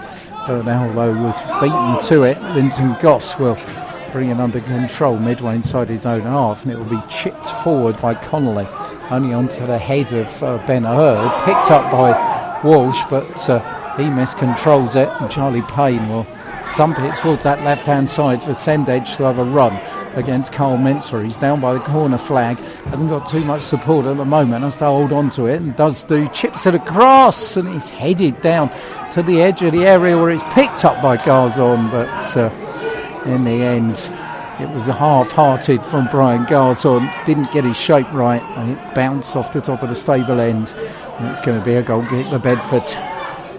Well, I mean, that was another chance. You know, if he could have taken that might have set it up for the last 5 minutes or so. But I think now, you know, it's time for Hertford to try and get a little bit of respect back. If they can get a goal back in this game, and you know, give the stable end something to cheer. Well, the thoughts of Ben Hurd will be interesting after this one. We'll be having a chat with Ben, and as we say to our three managers, Mark, Ben, and Paul, we always thank them for they will talk to us, good, bad or ugly, when things have gone well, and also when things have not gone quite so well. So it'll be interesting to have Ben's take on this, which will be on 90 Minutes Live post-match tomorrow for you to listen to with your Sunday dinner, as Ben comes forward, finds Joe Bennett on the halfway line. Joe picking up a little bit of pace, got Sendage outside him, finds Mashani back for Ben. Forward, Saludin for Garzon. Garzon forward for Cardozo. Ben's lost out on that far side to Ryan Blake, though. It's 1 against 1 here. Blake against Charlie Payne, and Charlie just slides in and does well as Blake does a head over heels over the top of him. And the ball goes out for a throw in to Bedford. Bedford fans behind the goal just cheer, I think, probably more to keep themselves warm than anything else, because it really has got to the perishing degree here at the Smile IT. It was cold when we started. It is absolutely freezing now as Collard picks the ball up, long ball forward. Karaimash Mashani ducks, goes out, and it'll be a goal kick to Hertford, which Luke Hewitt will take. We've had 4.5 of the 6 added on by our referee, Mr. Keane, and very much playing out time, you would feel now, as Ben chips it forward, looking for Salyadin, who brings it down nicely on the centre circle and plays it left hand side for Sendedge. Still time perhaps for some fireworks from him. Finds Mashani outside him. The ball, though, in the end ricochets away. And Cardozo is battling with Jack Green as Mark Smith comes out and collects it. And gets up a bit gingerly, the goalkeeper. With that knock on the knee, making that super save from Cardozo. And, when you saw 6 minutes added on, had that have gone in, this could have had a real different complexion about it. Yeah, absolutely. I mean, and, as you said earlier, they get a goal. It sets things up. Maybe Bedford get a little bit nervy with another 6 minutes left, but unfortunately, there's probably only about another 3 or 4 minutes left now, so it's looking unlikely. Last chance saloon here with Wilson Burnell, nips it past 2 yellow shirts, but can only put it into the path of Linton Goss. With calm as you like, brings Lewis Green forward. Bedford will just want to keep the ball here, you would think. That's what Ryan Blake's doing, far side. Blake picks up a bit of pace now, though, coming forward. Maybe he fancies goal number 12 of the season. He's heading towards the corner flag. No need to do any more with it. Just the cheers from the goal behind our left-hand side demonstrates that Bedford's unbeaten record in the league has been maintained. And to be fair to Lee Bircham's side, they've been good value for it here this afternoon. It's been a harsh lesson for the young Hertford side, but I'm sure one which they will take on board and bounce back even stronger. Finished here at the Smile IT, Hertford 0, Bedford Town 2. Yeah, I mean, congratulations to Bedford. I don't think we can complain too much about that result. I think they were the better of the two sides. Hertford, struggled to really get creative. Ryan Garzon had a quiet game. You'd expect to see more of him. Mashani had a quiet game. He didn't really go on those wandering runs that we know he can. But as you said, it's something for this this young Hertford side to take. They'll take the positives out of that. And as Ben said, we'll speak to them in training, work on things in training, and go again next week. But I'll tell you, I am looking forward to what Ben's reaction will be to seeing us again next week after what he said to us last week. I'm sure it'll all be in good spirits. Yeah, Hertford's third home defeat of the season to the league leaders Bedford Town, who are in 12 away games this season. I've won 8 of them, and that is now their 9th clean sheet of the season. So it's very difficult to say, but they don't deserve to head the table at the moment. So good victory for them. Well done to Lee Bircham and his side. It's only the 4th time all season that Hertford have failed to score. But we'll stay with you and brave the cold to see if we can update the league table at the top of Southern League Division 1 Central. Before we do that, actually, I just want to pass on our best wishes. I know Simon will do a tour to where skipper Lewis Rose, who was unfortunately this week diagnosed with throat cancer, and we're absolutely 100% fully behind you, Lewis, as we know so many people are. He starts treatment on Monday, and our very best wishes to him. And well, for someone as I messaged him the other night who's come out the other end, you can do it too.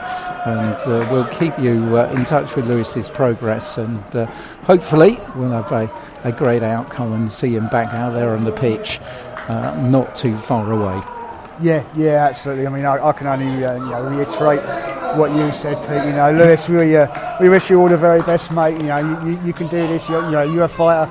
You know, if you're anything like you are on the pitch, mate, you've got this smashed. So, you know, all the very best. We are, as Pete says, 100% behind you. Speaking of where, something I meant to do at half-time. Obviously, we know their goalkeeper struggles that they had last week, and Steve King did allude that they would be solved by this week. Now, they are, so I can tell you, they had Baran Cambaz in goal for them, so that's who they've signed to cover Fred Burbage while he is out injured. I'll say that's not a name that I'm familiar with, so it's one we'll have to look up. So let's wish Fred all the best as well, and see what see what the scores are. I'll just quickly tell you it's 2-2 at Watson Park. Liam Dawson and Ramaya Mills. Simon's Liam Dawson's done it to me again, hasn't he? He's got his 14th goal of the season now, so he's edging his way up that chart for the Golden Boot.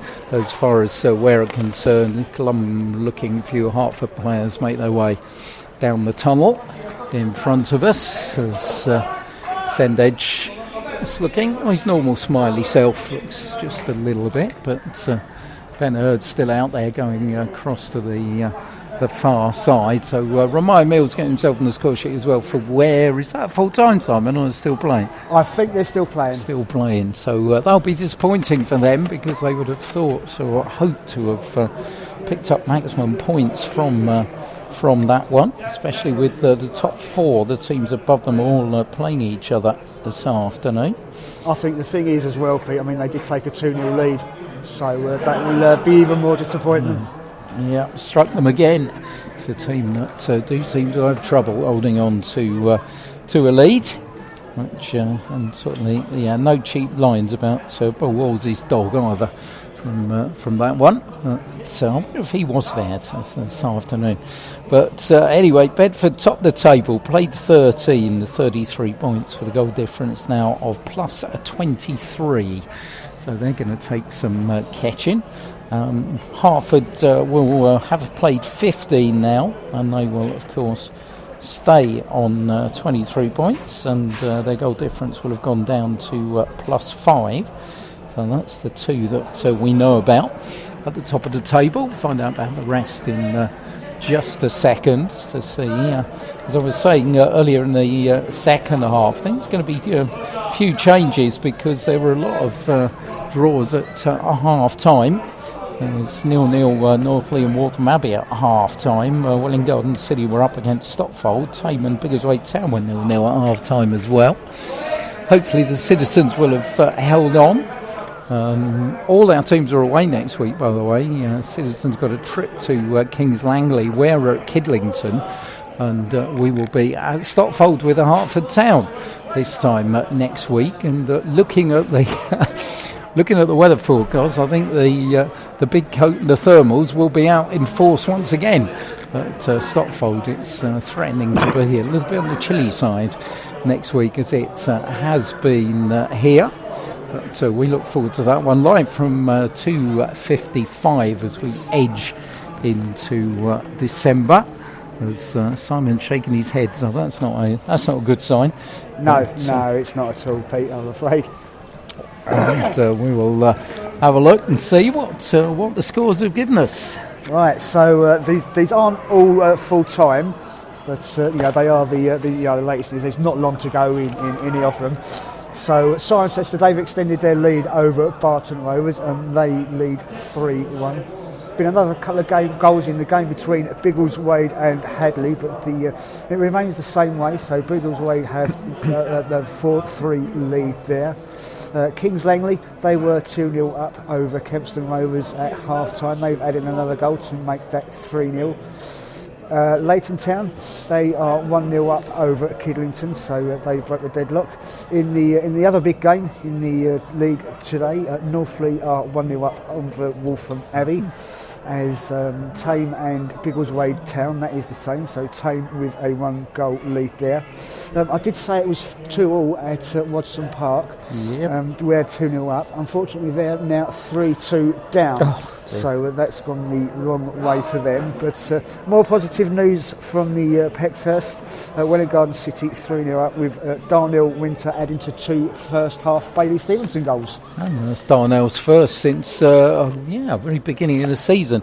Oh, was it? Did Biggleswade Town win? Sorry, just before that, there was me writing down and not catching up, trying to add the table together. Biggleswade Town 1-0 down. 1-0 down. Okay, so that gives me the opportunity, I think, to have put table 2 together, and not the best of days for Hertford and Ware. I can tell you the table will this evening, if those scores all stay the same, look like this. Bedford leads 33 points from their 13. Northley only 3 points behind, but they played a game more, 14. Waltham Abbey drop off the pace a little bit, played 14-27. Cirencester, the big winners of the day, they leap from 7th up to 4th, having played 16 and now got 25. You've then got Hertford hanging in there in 5th in a playoff place with 23 points. Ware in 6th, and Biggleswade Town in 7th with 22. And the good news for Welwyn Garden City is that they've got a couple of games in hand. They played 13 and they've got 17 points. So another couple of wins for Mark Weatherstone's team, and they could be in the shake-up as well. Yeah. I mean, obviously we know they struggled at the start of the season. And Mark was saying that he hadn't had a chance to sort of implement things properly, get things exactly how he wanted. And we know with him being a defender, it was only a matter of time before he sorted things out and got things the way he wanted. But 3 wins on the bounce for them. He's starting to turn the corner and starting to get those results that he wanted. Well, that's just about it from us. We're going to go and hang outside the Hertford dressing room and hope somebody will open the door and some of that warmth will come out towards us. I'll wait to talk to Ben Hurd. He'll be on the 90 Minutes live post-match tomorrow. So do catch up with that, and hopefully you'll be able to catch up with us next week as well. We'll be away. It's Stopfold against Hertford Town live from 2:55 next Saturday. If you have been listening from Bedford, thank you very much for listening to 90 Minutes Live. Good luck to your team for the rest of the season. But I've got to say, I don't think you need it, because I think you're going to win the league. But there we go. Hertford will bounce back, I'm sure. And, keep warm, everybody. I think that's the thing for the next week or so. We certainly will. Look out for us on the socials during the week on X and Instagram and TikTok and YouTube and Facebook. Don't think I've missed any out. And thanks a lot for listening and staying with us this afternoon. I'll leave you, as we always do, full-time score from the Smile IT, where it finished Hertford 0, Bedford Town 2. Enjoy the rest of your evening.